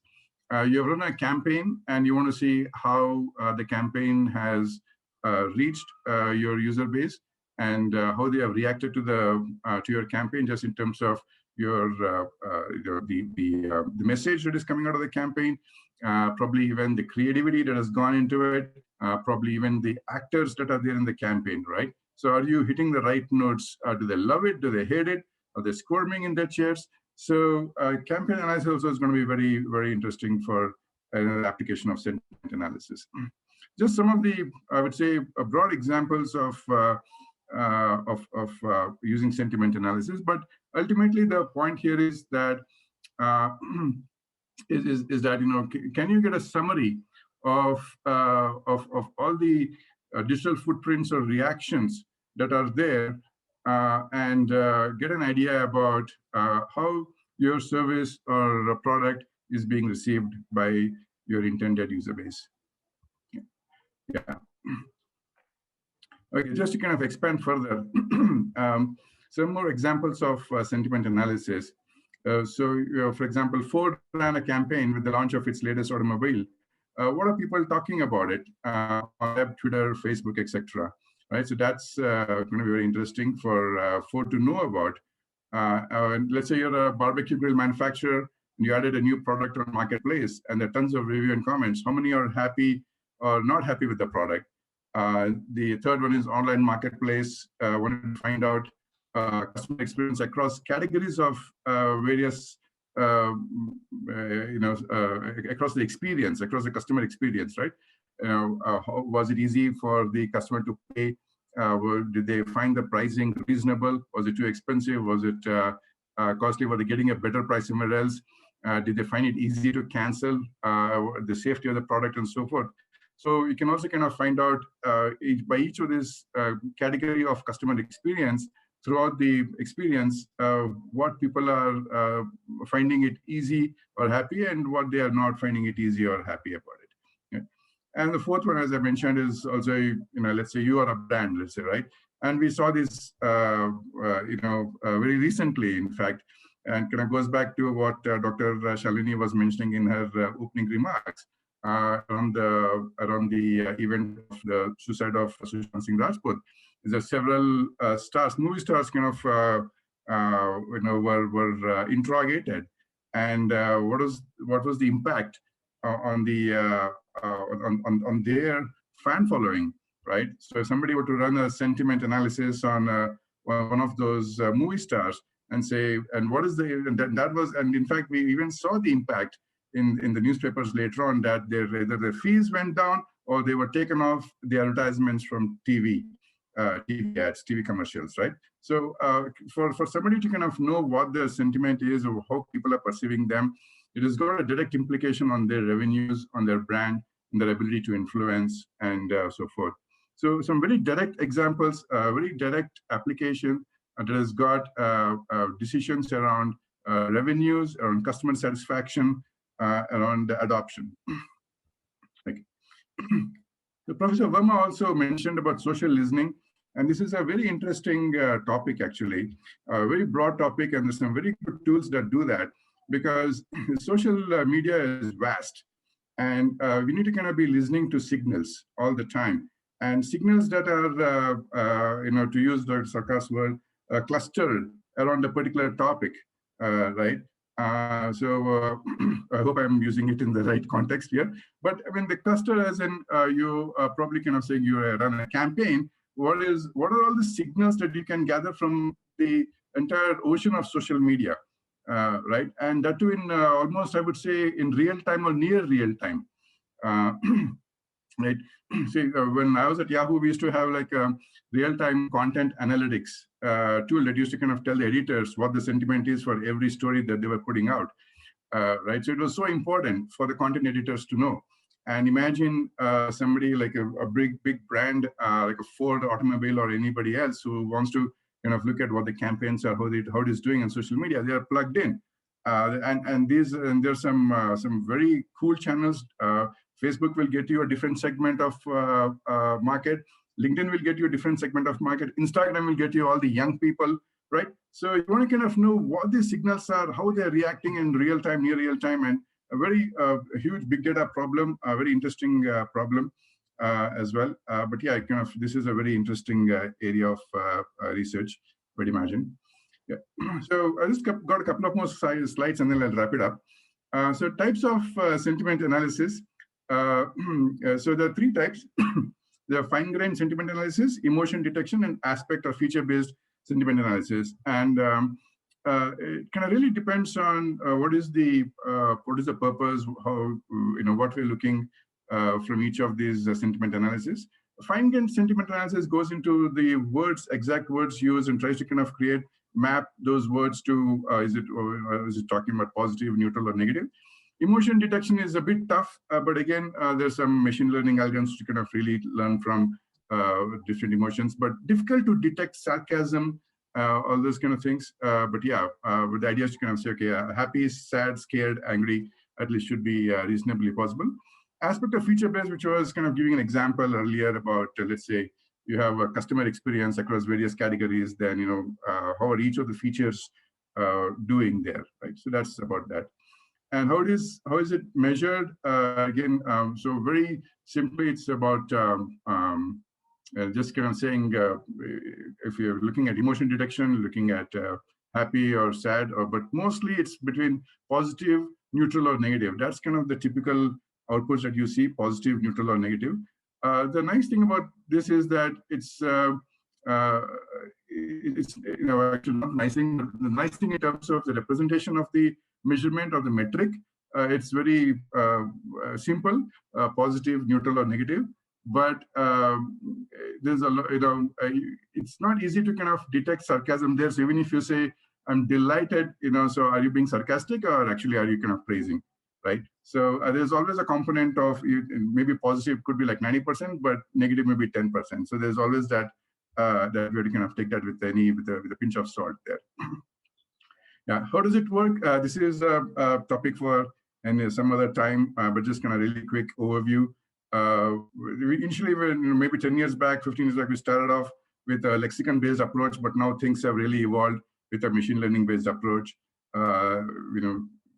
Anyway, so this is going into the details of how things work. Yeah, so that's all I had, Dr. Shalini. If you have time, I can just quickly give a demo of how a sentiment analysis works. If not, we can.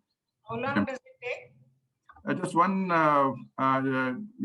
minute. Just 1 minute. Then go ahead. Okay, great.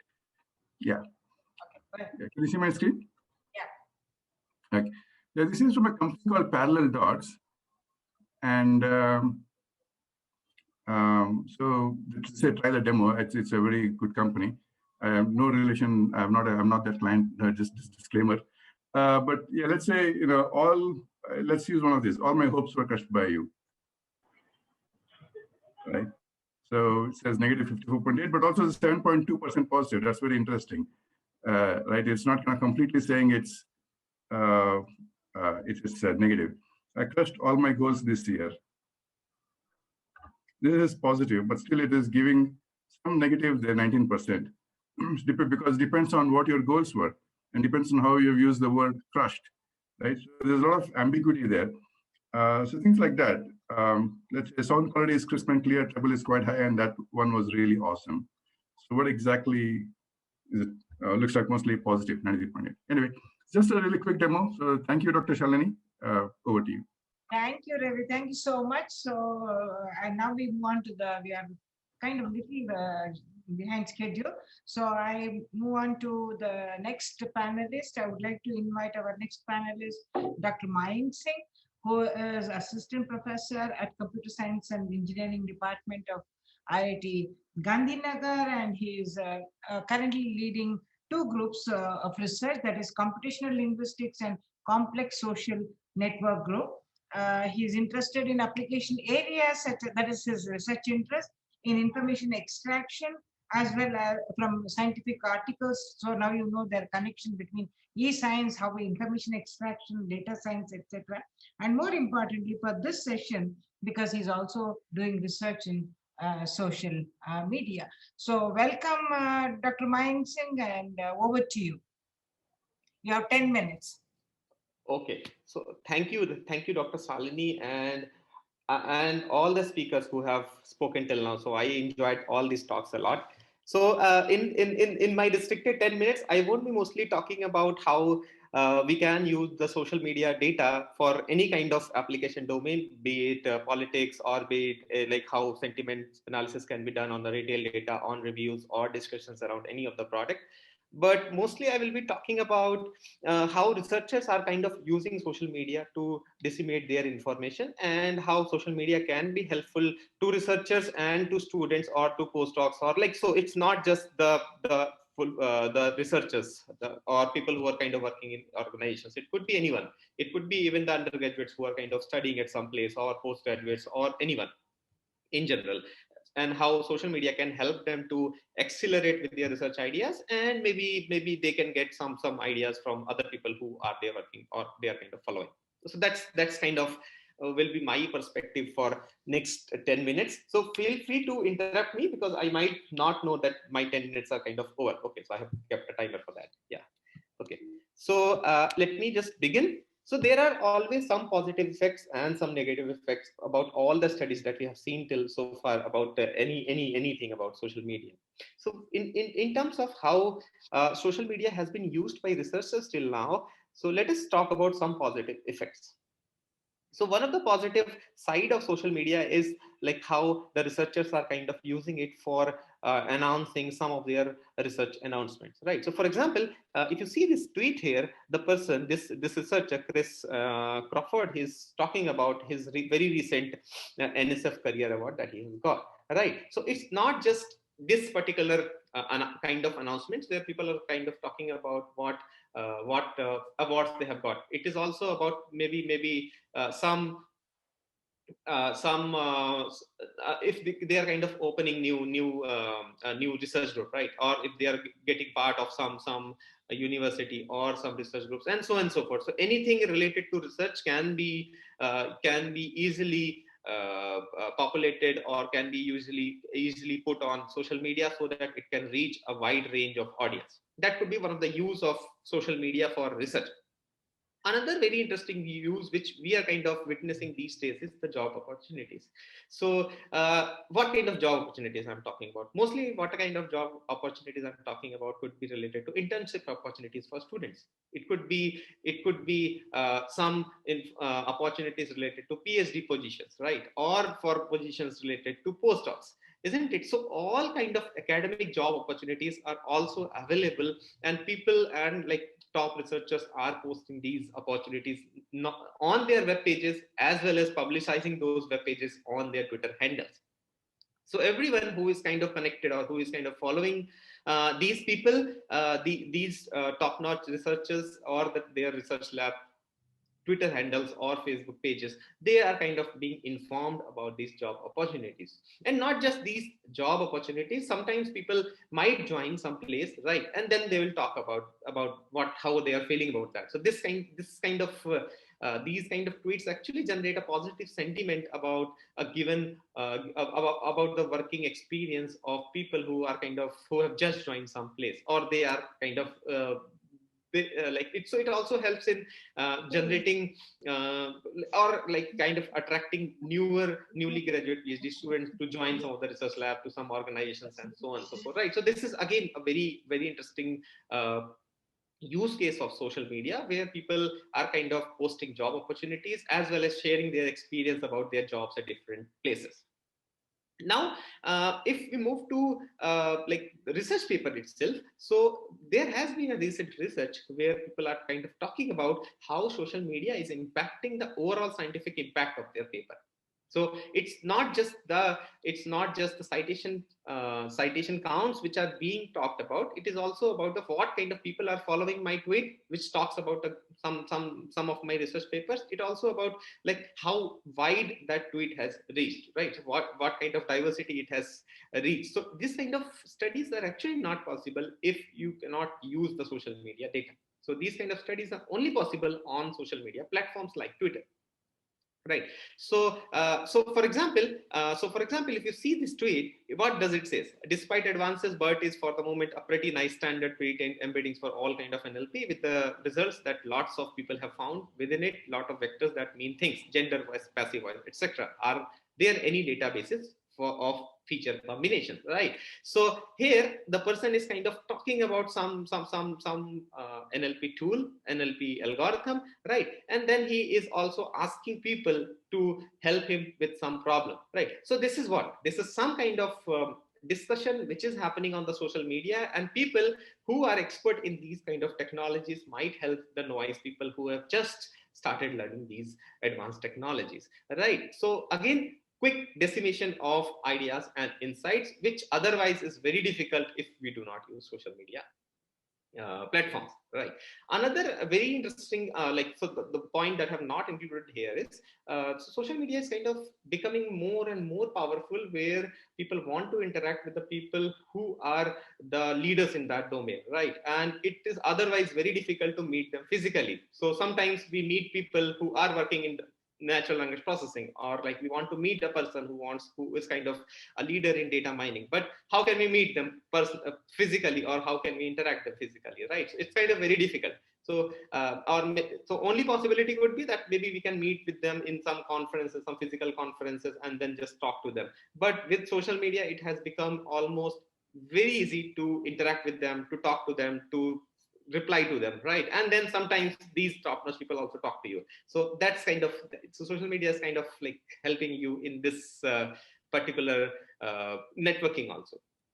Okay, so along with these negatives, for the positive sides, we also have some negative sides, right? And I will be very happy to talk about it, and not just fake news. So fake news is there for very different, very different applications. Like politics, we have fake news, right? In retail also, maybe some people are kind of maligning the product from other companies. So those are always there. But in research also, you will find a lot of fake news. For example, there is a lot of discussion that goes around the pseudoscience, right? So topics in pseudoscience. So maybe there is a topic which some of the people are saying that yes, this has been proved by science, and they are kind of linking some fake websites. They are kind of linking some fake research papers, but actually that is not true, right? So there is again a lot of misinformation which is available on social media, and that is related to research. Right. So some research which actually has not been done by the scientists, but is being disseminated and is being taught as if this is true. Right. So, for example, so there are many cases in India, we all know. But one of the very popular cases which has happened in India is about the smoke tower. So there is no study which says that whether smoke towers are useful to counter air pollution or not. But it is just that people have become very interested after they have heard the name of smoke towers, and they started talking about smoke towers a lot on the social media. So there is a kind of perception which was created around smoke towers, and the policy makers have to change their policy, and they thought about like maybe smoke towers could be something which they can install, and then they can make the people feel as if they are doing something good for air pollution, right? So that could be one of the negative impact of social media for research, right? Another very interesting and very interesting side of the negative aspect could be the over-information also. So it's not just the misinformation or the correct information, it is also about the over-information. So over-information means we are getting a lot of information and we cannot consume that, or we don't want to consume that. So for example, like these days, it has become a trend. If your paper gets accepted in some of the top tier conferences, people will go to social media, post their paper that, see, this is the paper that has recently being accepted in ICLR conference, or maybe in ICML conference, or in ACL. So mostly they talk about some popular conferences, right? So suppose I am talking about a very popular conference which has accepted around 1,000 papers, and I am kind of following almost everyone popular in natural language processing domain. So I will be getting more than 1,000 tweets about that my paper has been accepted here, right? So this is kind of an overwhelming volume of information which I am getting, and I might not be interested in all this information, maybe in some of the information, right? So this is also one of the negative side of over information, and we have seen some very interesting cases where people are kind of like countering this over information with some very interesting like status messages, right? For example, we have seen recently that a lot of people have started posting that their paper has been accepted in the ICLR conferences. More than 200 tweets, or more than, I think it was more than even 200 tweets which were posted that my paper has been accepted in ICLR conferences.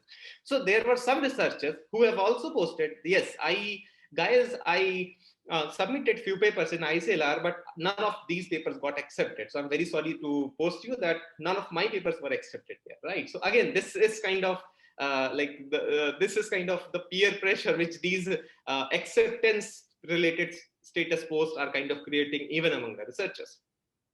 And finally, social media has emerged as a very primary source for defamatory statements, right? So you can make any defamatory statements against anyone, and you can always run without any evidences. So we have seen these kind of statements in many other application domains, but again, this has become very popular even in the research domain, where people are kind of talking about your research, they make some defamatory statements against you, and then it becomes very difficult for you to prove that yes, these were the defamatory statements and they were not factually correct. So those things were there, right? So one of the popular case was that happened, I think 2 years back with ISC, where they claimed about the superconductivity at the room temperature, and then there was a huge conversation that happened on the social media that their claims are false. Otherwise, like over like after few months, I think those claims were refuted, and yes, it happened somehow. Okay, so what is the overall?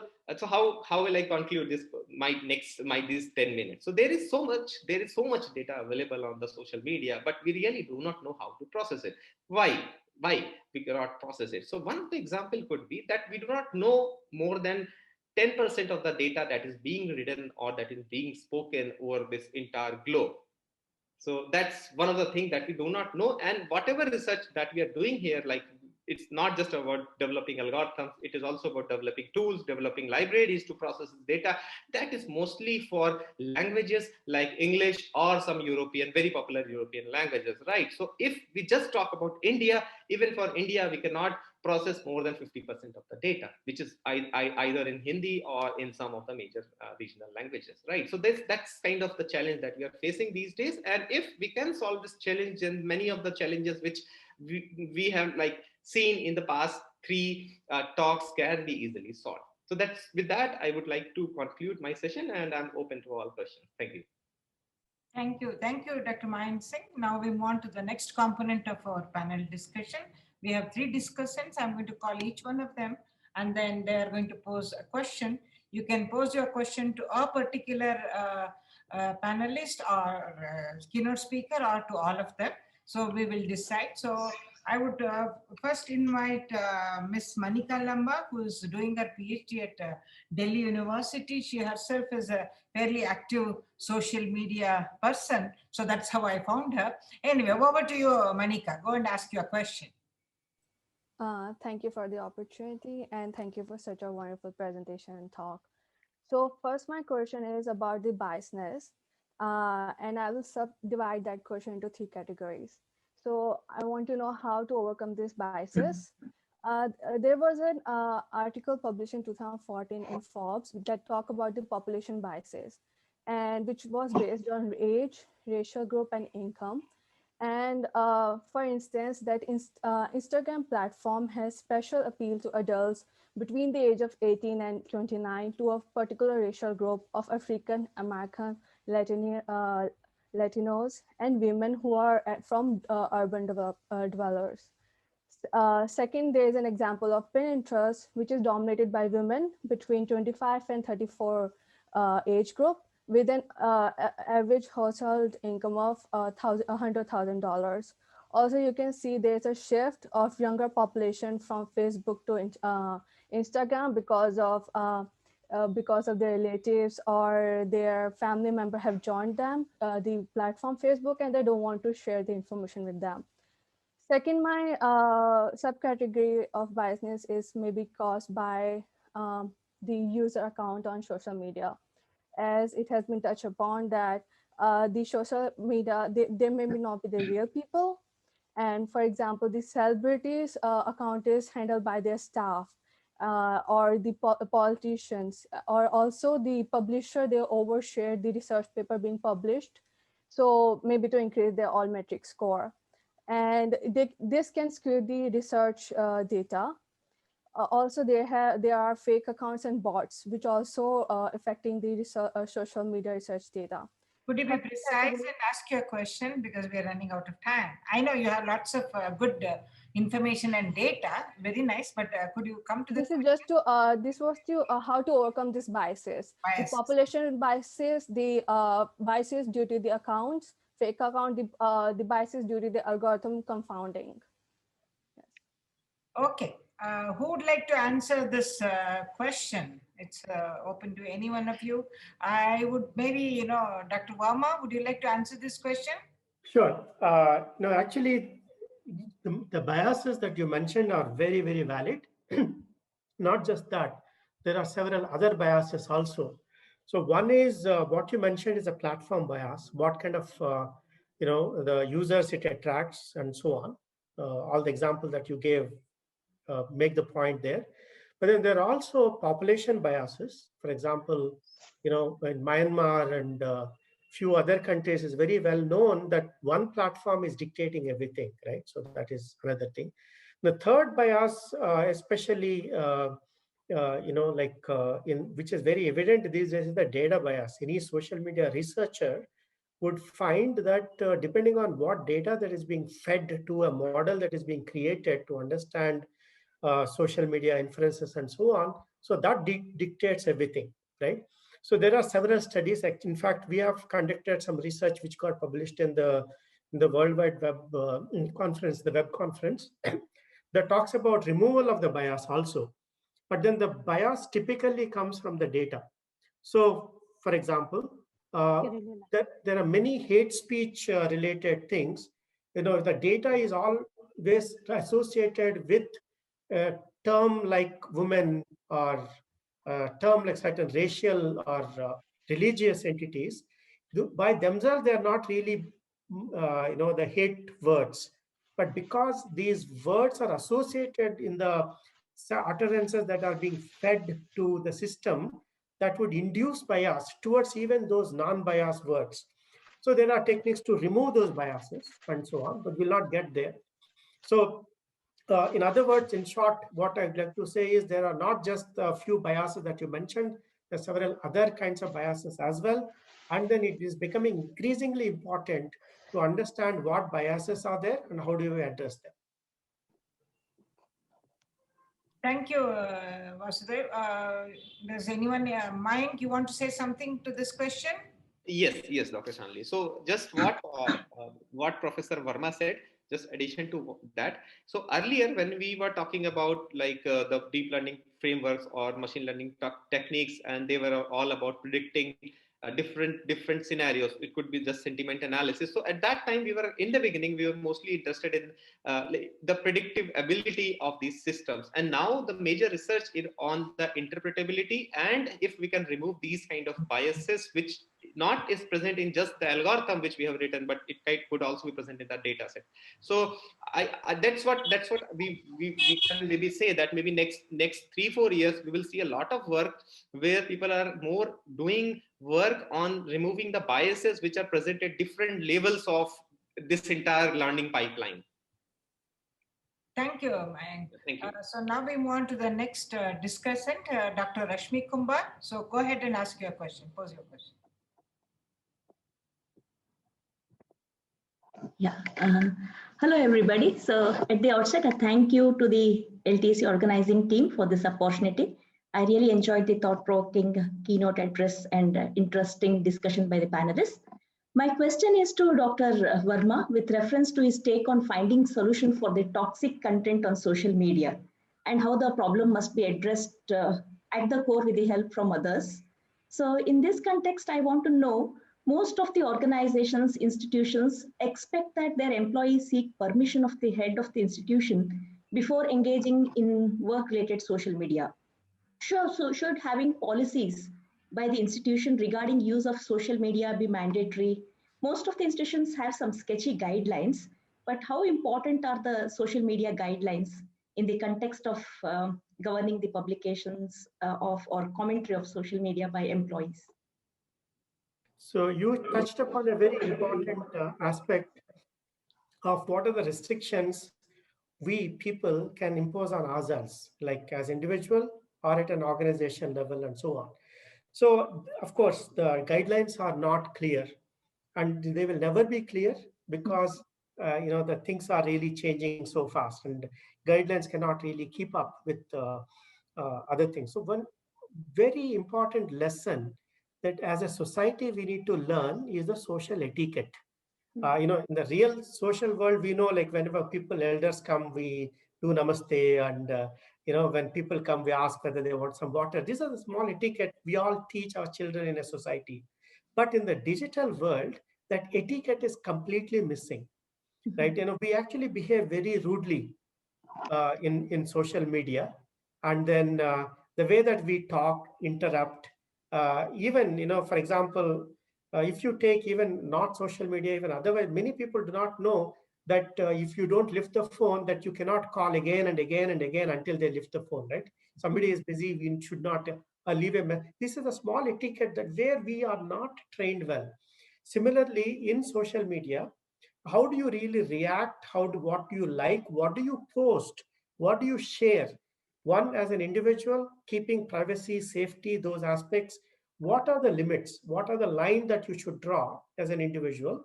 And then other thing is, what do we teach our children, our teenagers, our small kids, in terms of how do they behave? So that's a very fundamental education that is absolutely missing.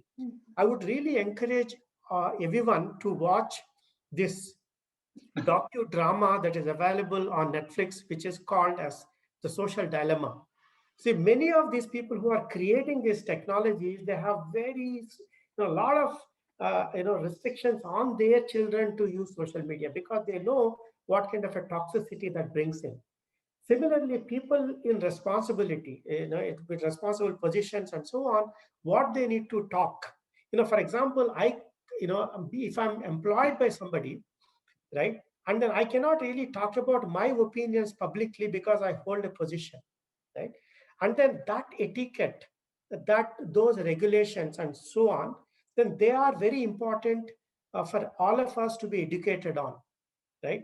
When we learn driving, we learn certain etiquette, certain good guidelines and so on, right? So similarly, these are also very, very important. There are many other aspects, even for employees and then journalists and so on, in interacting these things. There are various initiatives, those are called social pledges and so on. Then there are a lot of sciences that are non-technical aspects that address many of these things. Of course, there are technological solutions, but we'll not get there. Even non-technological aspects are also very, very important for society to be educated on. And then, I think all of us who are aware of some of these things, we need to spread these social etiquette and in terms of digital social etiquette on how to behave for our elders, because they're not the digital natives. For us, we are the digital immigrants. And then, of course, our children who are the social natives, right? For all these generations need to know about the social etiquette. Thank you. Now I move on to Kaustav Chakravarti. Sorry, Kaustav, are you there? Yes, I see you there. So yes. He is a research scholar in the Calcutta University Department of Library Information Science. So what's your question and address to whom? Am I audible? Yes, you are audible. Go ahead. Thank you, Professor Shalini for inviting me this wonderful library technology conclave. I have a question for Professor Sarkar, that what is data fusion and what are the different data fusion techniques used in social media research? So data fusion is the following idea, that you have things that are text based, for example, and image based, for example. I will give one version of this. So let's say that you have an image. Now that image comes with metadata associated with it, where that image is from, what this image is of, etc. You also have data fusion, for example, in medical images, where there are standards that do this. So in medical images, the way data fusion is typically solved is that there is a standard that does this. Now the standard could come from one of the multimedia. So for example, the DICOM standard comes from the image itself. Now the standard is written in such a way that text metadata can be attached to the image, so to speak. So in other words, the imaging standard is written in such a way that the text can be embedded within the image when the image is transmitted. This is followed by almost all medical manufacturers, so that when, for example, you upload an image in one of the systems, G systems or Philips systems, in any of these systems, then the whole image and the metadata, including the text annotations of it, get transmitted together with the standard. The other place where the standard is implemented is in the software that the image or the fused data will live in. For example, what are called PACS systems, patient archival retrieval systems. So a PACS system is essentially a piece of software. Now, this system has the ability to be able to get, for example, an image data, let's say an X-ray scan, medical reports, prescriptions, and all of that. Now, in such a system, the data is not fused. There is no sense that the data is combined, but the data can be recovered or retrieved uniformly. In other words, for example, you can pose a query to the PACS system that says that pull up this scan, pull up this prescription, pull up this report, pull up this, this data, let's say, pathology report or ECG or any of those. And so you can do that. So there are these two kinds of solutions. One is a fusion at the data level, where either one media is the holding standard, let's say the image, and puts the text on top of it, etc., etc. And the other is on the software side, where the imaging, the fusion does not happen at all, but the user is neutral to that. So the software basically gives a unified view, which is what this paper that I was talking about essentially says. There is no real attempt at unification in a platform that looks like this.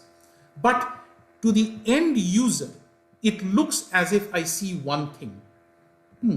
You see this particular strategy in Google. Let's say that you go to Google and you pose a query. Now, when you pose a query, at the bottom of that, you see certain things. You see an all, you see a news, and you see an images. So you can now click and you can go and say that, do I want to see the news version of this? Do I want to see the images version of this? Do I want to see the videos version of this? So the same query is distributed throughout, which is the text version. The hardest form of data fusion comes when you really want to integrate all of these things into an application, and the applications sit on top of each other. And that is typically a very difficult thing to do. For example, let's say that you want to pose a query as an image, but you want the response to come as text. Those are much harder things to do. Depending on your field, if you are, for example, a statistician, you would probably begin at the lowest level of data fusion, which is to be able to say, given an image, how do I compress its features so that it forms columns of data? Given text, how do I compress its features so that it forms columns of data? And then form a data set that has all of these things together.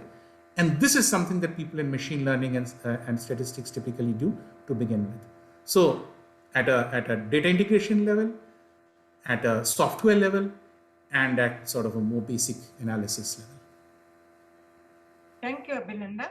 So now we go to the second round of our questions. Now again, I go back to Manika. Manika Lamba, please pose your question, be precise.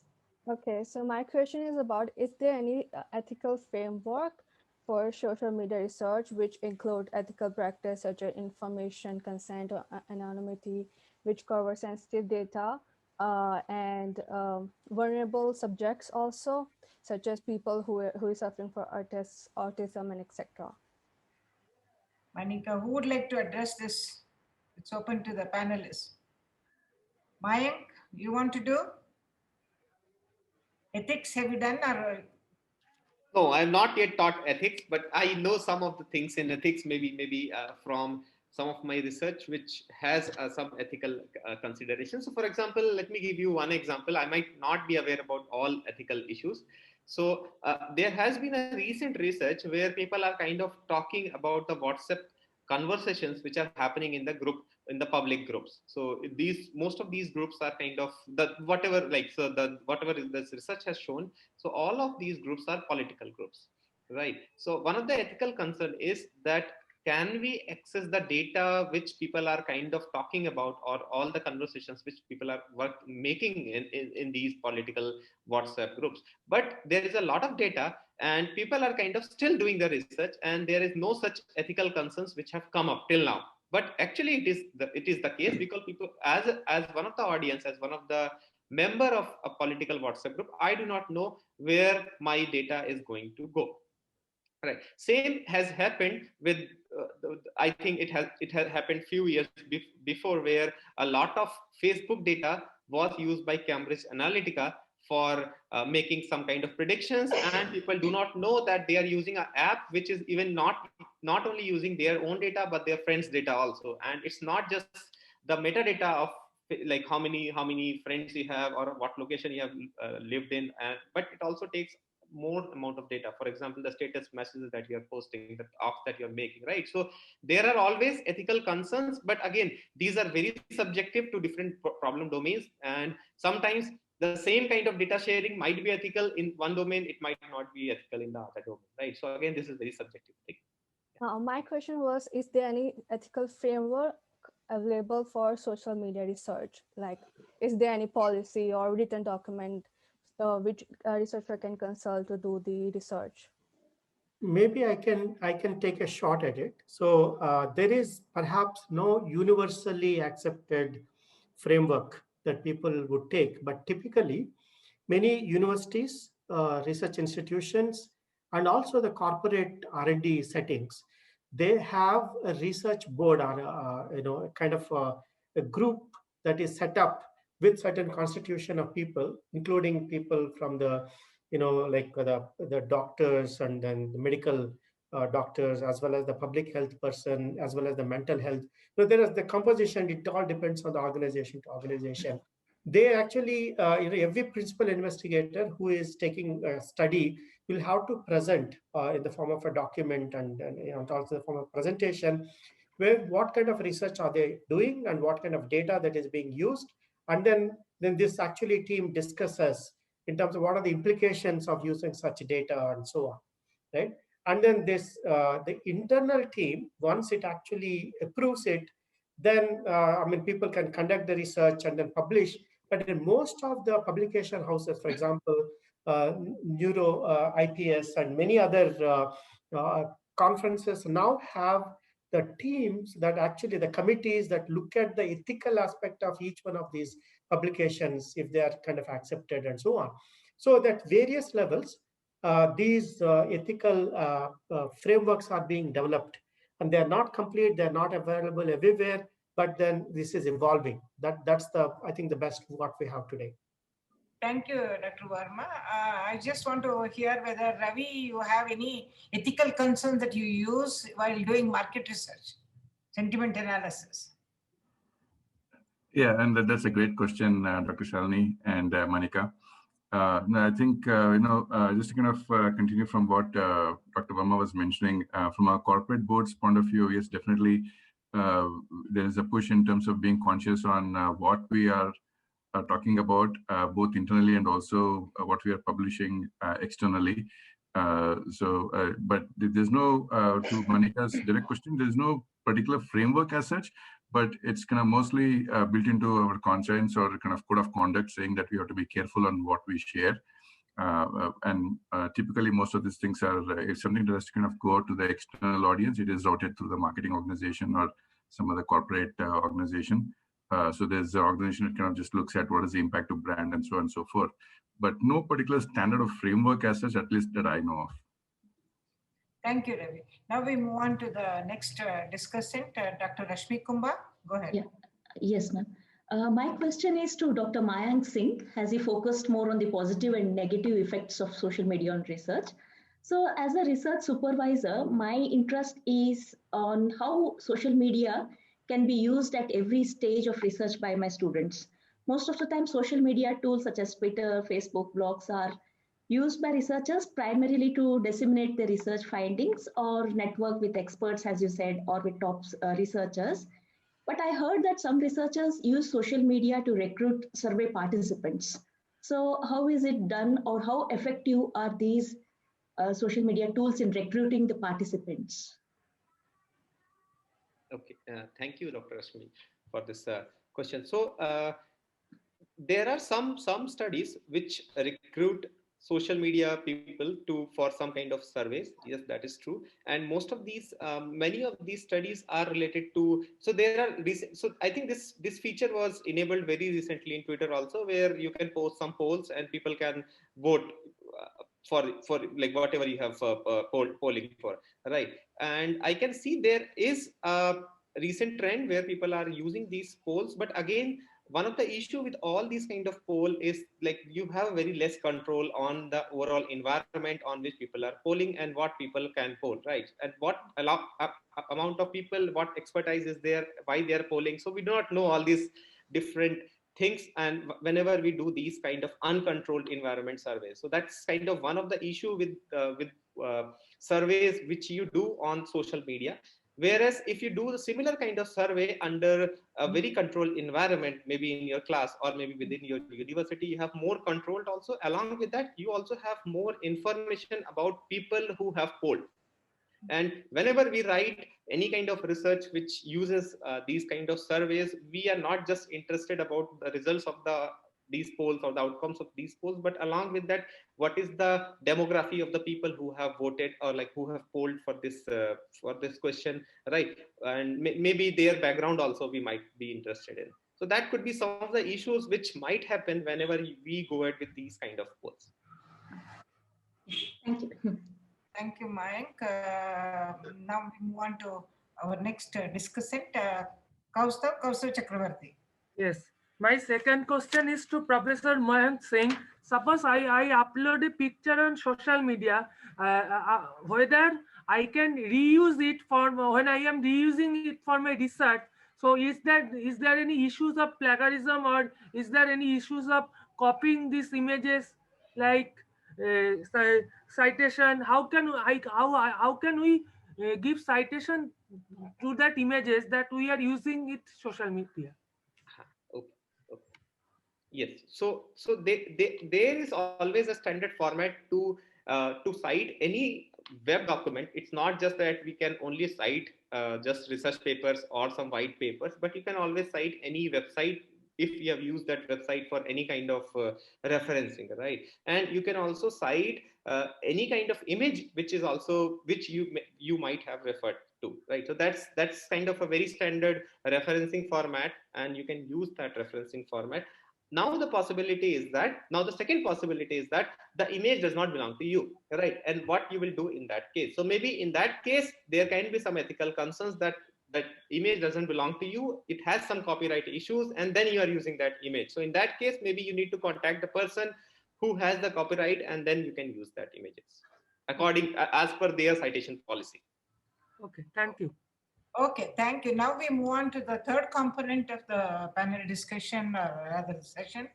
We have a couple of questions posed on the question and Q&A box. So I'll go with these questions. There is a question from Balabharati Srinivasan. How to handle unstructured social media data? Who would want to take a shot at it? This is a generic question. Unstructured social. Maybe one sentence answer to that would be, of course, social media data itself is unstructured. So entire social media data is unstructured, other than the network aspects that you get. So that is the content part of it. There is a structured part of the social network data, and there's unstructured part of it. The structured part is basically the graph, social graph that we have, and then the unstructured part is the content, every content. So this is where a lot of the natural language processing to kind of identifying various components of the social media post that is there in terms of, say, named entities, and then also trying to figure out the hashtag interpretation and so on. So all the techniques that the social listening that I was referring to is all about understanding unstructured social media data. Okay, we have another question that is about fake news. So I think you could take that question again. How to identify fake news? Yeah, so one simple answer is you need a huge infrastructure to identify the fake news.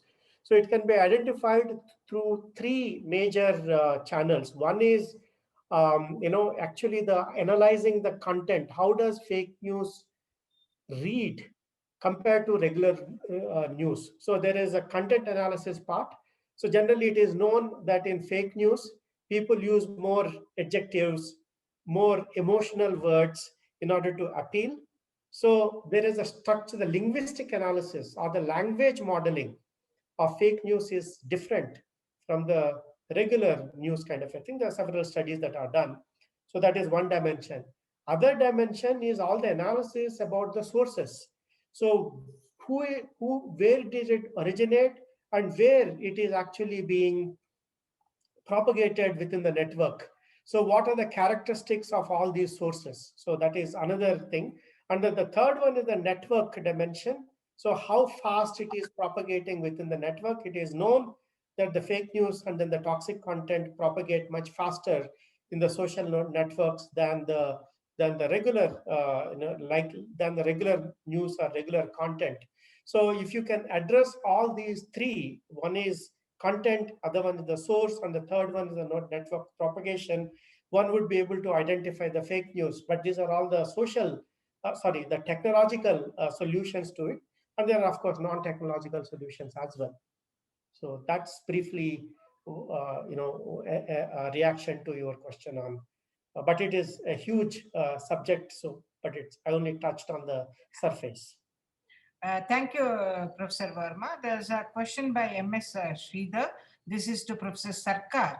With big data, social media, etc., that is irreproducible, and as well as secondary data-based research, are going to put traditional research process methodology to backseat in future? And if so, is it for good? So I think a couple of comments here, firstly on process. So one of the things that's happening in research is understanding what peer review is. In other words, the traditional way of doing things was you do research and then you put it through peer review, which means that someone reviews it and says that this is good, and then it gets formally accepted for publication. I'm sorry, there's some background noise. So one thing that social media is doing is that is essentially short-circuiting this. It's short-circuiting this peer review process. Now, that is something that the profession needs to figure out how to deal with. That's the first part. On the standard research methodology part of being able to do this. The second part of this, in other words, the secondary data issue that you raised, is the gathering of data when it comes from social media is creating some confusion among researchers as to who owns the data. In other words, am I creating it? Am I owning it? Whether it is primary or secondary data is itself something that is problematic. For example, let's say that I receive a WhatsApp message and I forward it. Now, am I liable? In other words, is it my content? If it is thought of as primary data that I am creating, then I am obviously liable. But if it is secondary data that I am forwarding, then I am not liable for that. So this confusion between what is primary data and what is secondary data in social media is not settled. It's not settled in law. Our own courts in India are dealing with this. And so we are in the middle of a bind as to how to structure research in this primary secondary data model in this peer reviewed system that is there. There is no real agreement. I gave the issue of court cases going on saying that should someone who forwarded a WhatsApp message be held liable for its content? Should a vaccine that has not gone through peer review but whose data is available online be treated as approved. There are a number of such issues that need to be resolved. It's well outside my pay grade.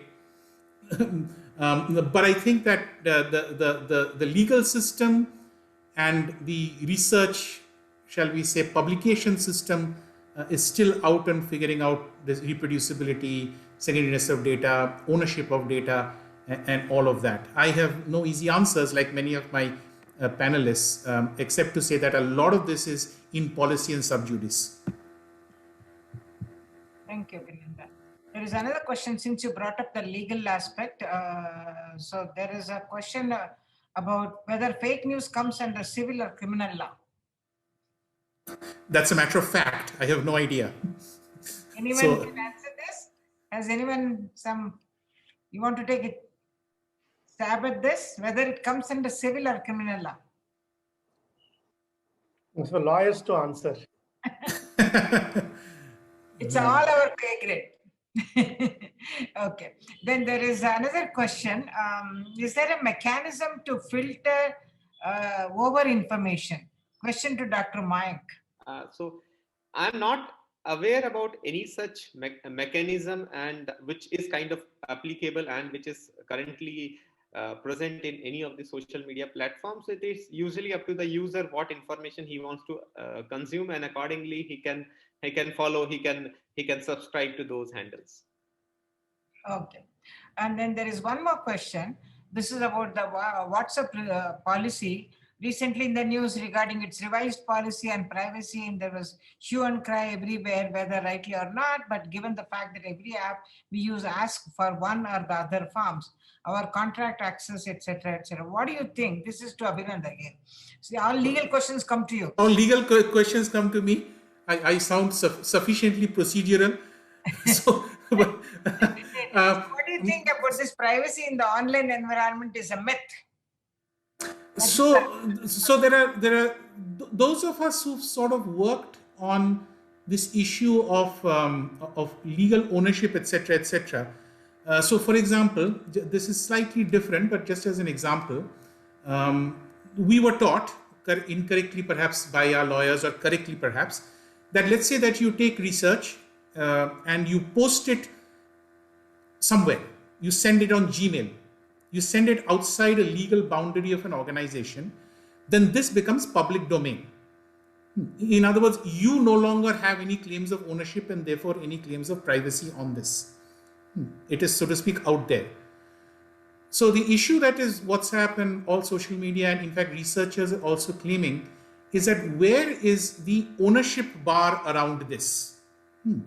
The law, by and large, as I understand it, recognizes privacy first by recognizing a boundary. Because if there is no definition of a boundary, there is no definition of privacy. Privacy by definition means that it's on the inside of some boundary. Because if the boundary is ill-defined, there can be no definition of what privacy is. So the boundary is being defined, so to speak. This is the boundary, and on this side of the boundary, inside the boundary, is your private space, so to speak, and outside it is not your private space. And so now this is always a continuous debate. So for example, if you have the pavement outside your house, is it a part of your house? Is it a part of the road? And so there are many such debates like that. And the WhatsApp debate is a very similar kind of debate, to say that when you post something, let's say you have posted it and it is within you, then is it in a private space or is it in a public space? Now the formal answer to that, what many people are finding out, is that it is in WhatsApp space. In other words, it is in the space of another organization. It is not in public space, but it is in somebody else's private space. Now, this raises huge problems, because it says that if it is in somebody else's private space, then that person is responsible for any harm that it does. If you own the dog and the dog bites someone, you are liable. So therefore, if a WhatsApp message causes harm, whoever owns that message is liable. This is where things become complicated in law, and as my understanding goes. And so different companies and different countries are trying to figure this out. And EU law, I think, is so to speak, aggressive on this reasonably. So for those of us who work on data that comes from the EU, have to deal with this on a regular basis. But this question is something that I think technologists, for example, haven't dealt with in a long time. They should have dealt with it. And it's a little embarrassing that technologists haven't. I remember 30 years ago applying to the US to go and study there. And my senior in the computer science department at ISI sent an email. And I asked him, how much do I have to pay? And he said, nothing.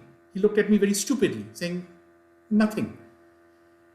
Now, this raises a very interesting question that somehow that a telephone call is private, but an email becomes public property to some extent because it is going across a government-owned network.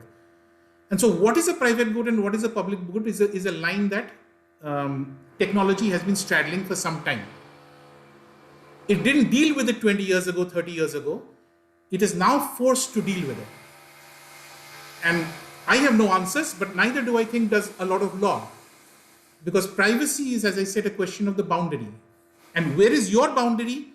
Where is WhatsApp's boundary? And maybe the Facebook's boundary, which owns it. Because that's also critical, right? So for example, if it's private to WhatsApp, and if it is not private to WhatsApp, is it then owned by Facebook? Because Facebook has legal ownership over WhatsApp data. And that is being debated in the US Congress now. And so these are difficult questions, I think, of ownership. And the general belief is that the information highway is like a road, which means that neither you nor I own it. But the legal standard is it is not a road. It is owned by the person who built it. And now let's live with that. Thank you, Abhinanda, for that. So we are running out of time, but I still would like to open the platform for one or two questions from the audience, general, other than the post. Any questions? Okay, Satya has a question. Unmute and then ask your question, Satya. Okay. Yeah. In the context of digital library, there is some good beginning in using sentiment analysis techniques for citation analysis. The product has already come out. For example, when you cite, like you use the sentiment analysis for yes, no, neutral kind of a thing. So you can analyze a paper citation, whether it is cited as a kind of a what you would call contradicting your finding or supporting your finding, or merely citing, neutral kind of a thing. This is leading to some interesting observation, like only 5% of the papers published either contradict what they are citing or supporting. The rest of it, 95%, is just citing for the sake of citing. Now the question is, this is all based on text analytics. With further improvements in deep learning techniques, is it possible for using these techniques for supporting the peer review, if not replacing the peer review? Peer review process is highly time-consuming process. It's pretty labor-intensive, demanding the labor of high-quality scientists. In fact, peer reviewing the process is completely overloaded because there are more than 3 million peer-reviewed research papers published. So much so, the peer review process has become very shallow even with many reputed publishers. So which means a useful technological intervention could be beneficial. The question is to Dr. Abhinanda, do you think we are at a stage where today the technology can offer a good peer review assistant to peer reviewers? So I think that process to some extent has already started. you are correct. And many of the reputed journals, for example, Nature Science, the communications versions of them, many of them are rapidly doing this. But peer review as a process has various steps to it, as you know, and the lowest level is probably the easiest in some way. Correctness of it, have all the necessary approvals been taken, does it pass certain filters, etc., which is fairly easy to do, which is probably a grown-up version of an anti-plagiarism software kind of thing that students use. In other words, the negative part of peer review. So for those of us who have published, we all know that peer review goes through sort of two soft layers. One, do not be rejected because something is wrong. And two is be accepted and therefore be published. So the lower level of peer review, which is to say that do not do something wrong to some extent, is and automated parts of it are getting through. I think it is doing better in certain areas, particularly when there is a strong community around it. Astronomy, for example, appears to be doing this relatively well because of the network of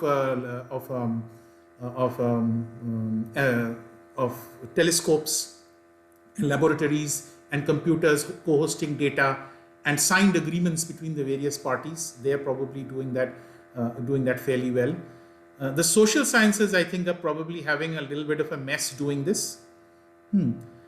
However, what is interesting and probably relevant to discussions is that many publishers are now going into continuous publications. In other words, what I mean is one chapter coming out at a time, or one part of the paper coming out at a time, and therefore going through a review process, and if that accepts, then the second part is coming out and the third part is coming out. And many publishers are reaching out to people, including people like me and many others, saying that would you like to participate in that kind of process? What they're doing is they're short-circuiting the review process. They're basically saying that if your paper is not good, I will know before the full version appears. And that is a very, very useful hook to have. But this is consolidated. This is sort of confounded by many issues of a lot of journals that are maybe not using ethical practices in peer review and things of that sort. But automated peer review for automated data presumably will come, and technologies like Watson, etc., and IBM and Cognitive are trying to figure out sort of how to do that. But scientists, probably research scientists, will very much resist, correctly so in my humble opinion, the upper end of the publication process. As I said, the lower end, do not do wrong things and therefore do not get rejected. Yes. Do right things and do proper things and therefore make this a good paper. My gut sense says no. That's a long way away. Thank you. But I hope to be wrong. Otherwise, then people like me can also publish. Thank you, Abhinanda. I don't see any more hands going up. Thanks to the participants. So we have come to the final part of the this session. I would like to thank each one of you, the panelists, the speakers, the participants, the discussants, everybody, for giving your time, energy, and efforts and your soul to this session. And before we close, I just want to say one thing. As a student during 1973-74, we were excitedly reading this famous sociologist book, Daniel Bell, The Coming of Post-Industrial Society, The Coming of Information Age. Today, I feel that probably somebody will write, or somebody should write, a book on coming of the post-truth era, or the coming of the disinformation age. And I would look at library information science community, which I think is the majority community in the audience group, to take this up more seriously. That is your role in mitigating or managing disinformation. And that has been one of the, I would say, traditional role of libraries and librarians. That is, you are expected to be trustworthy sources of information. So please claim this space as the one that you have to extend to expand your role in the disinformation age, because that's what we were excited when I entered this field. coming of the information age, you have to provide access, you have to do this, etc., for this huge, humongous information coming. So probably next generation of library information science professionals have to look at how do you manage disinformation. So with this closing thoughts, once again, thank you everyone for all this. And particularly, I would like to thank all the participants who still are patiently there.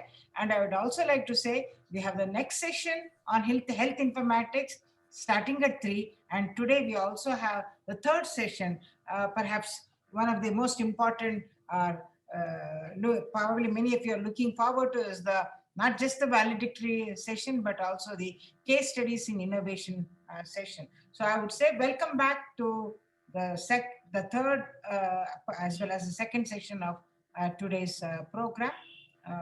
That's it from me.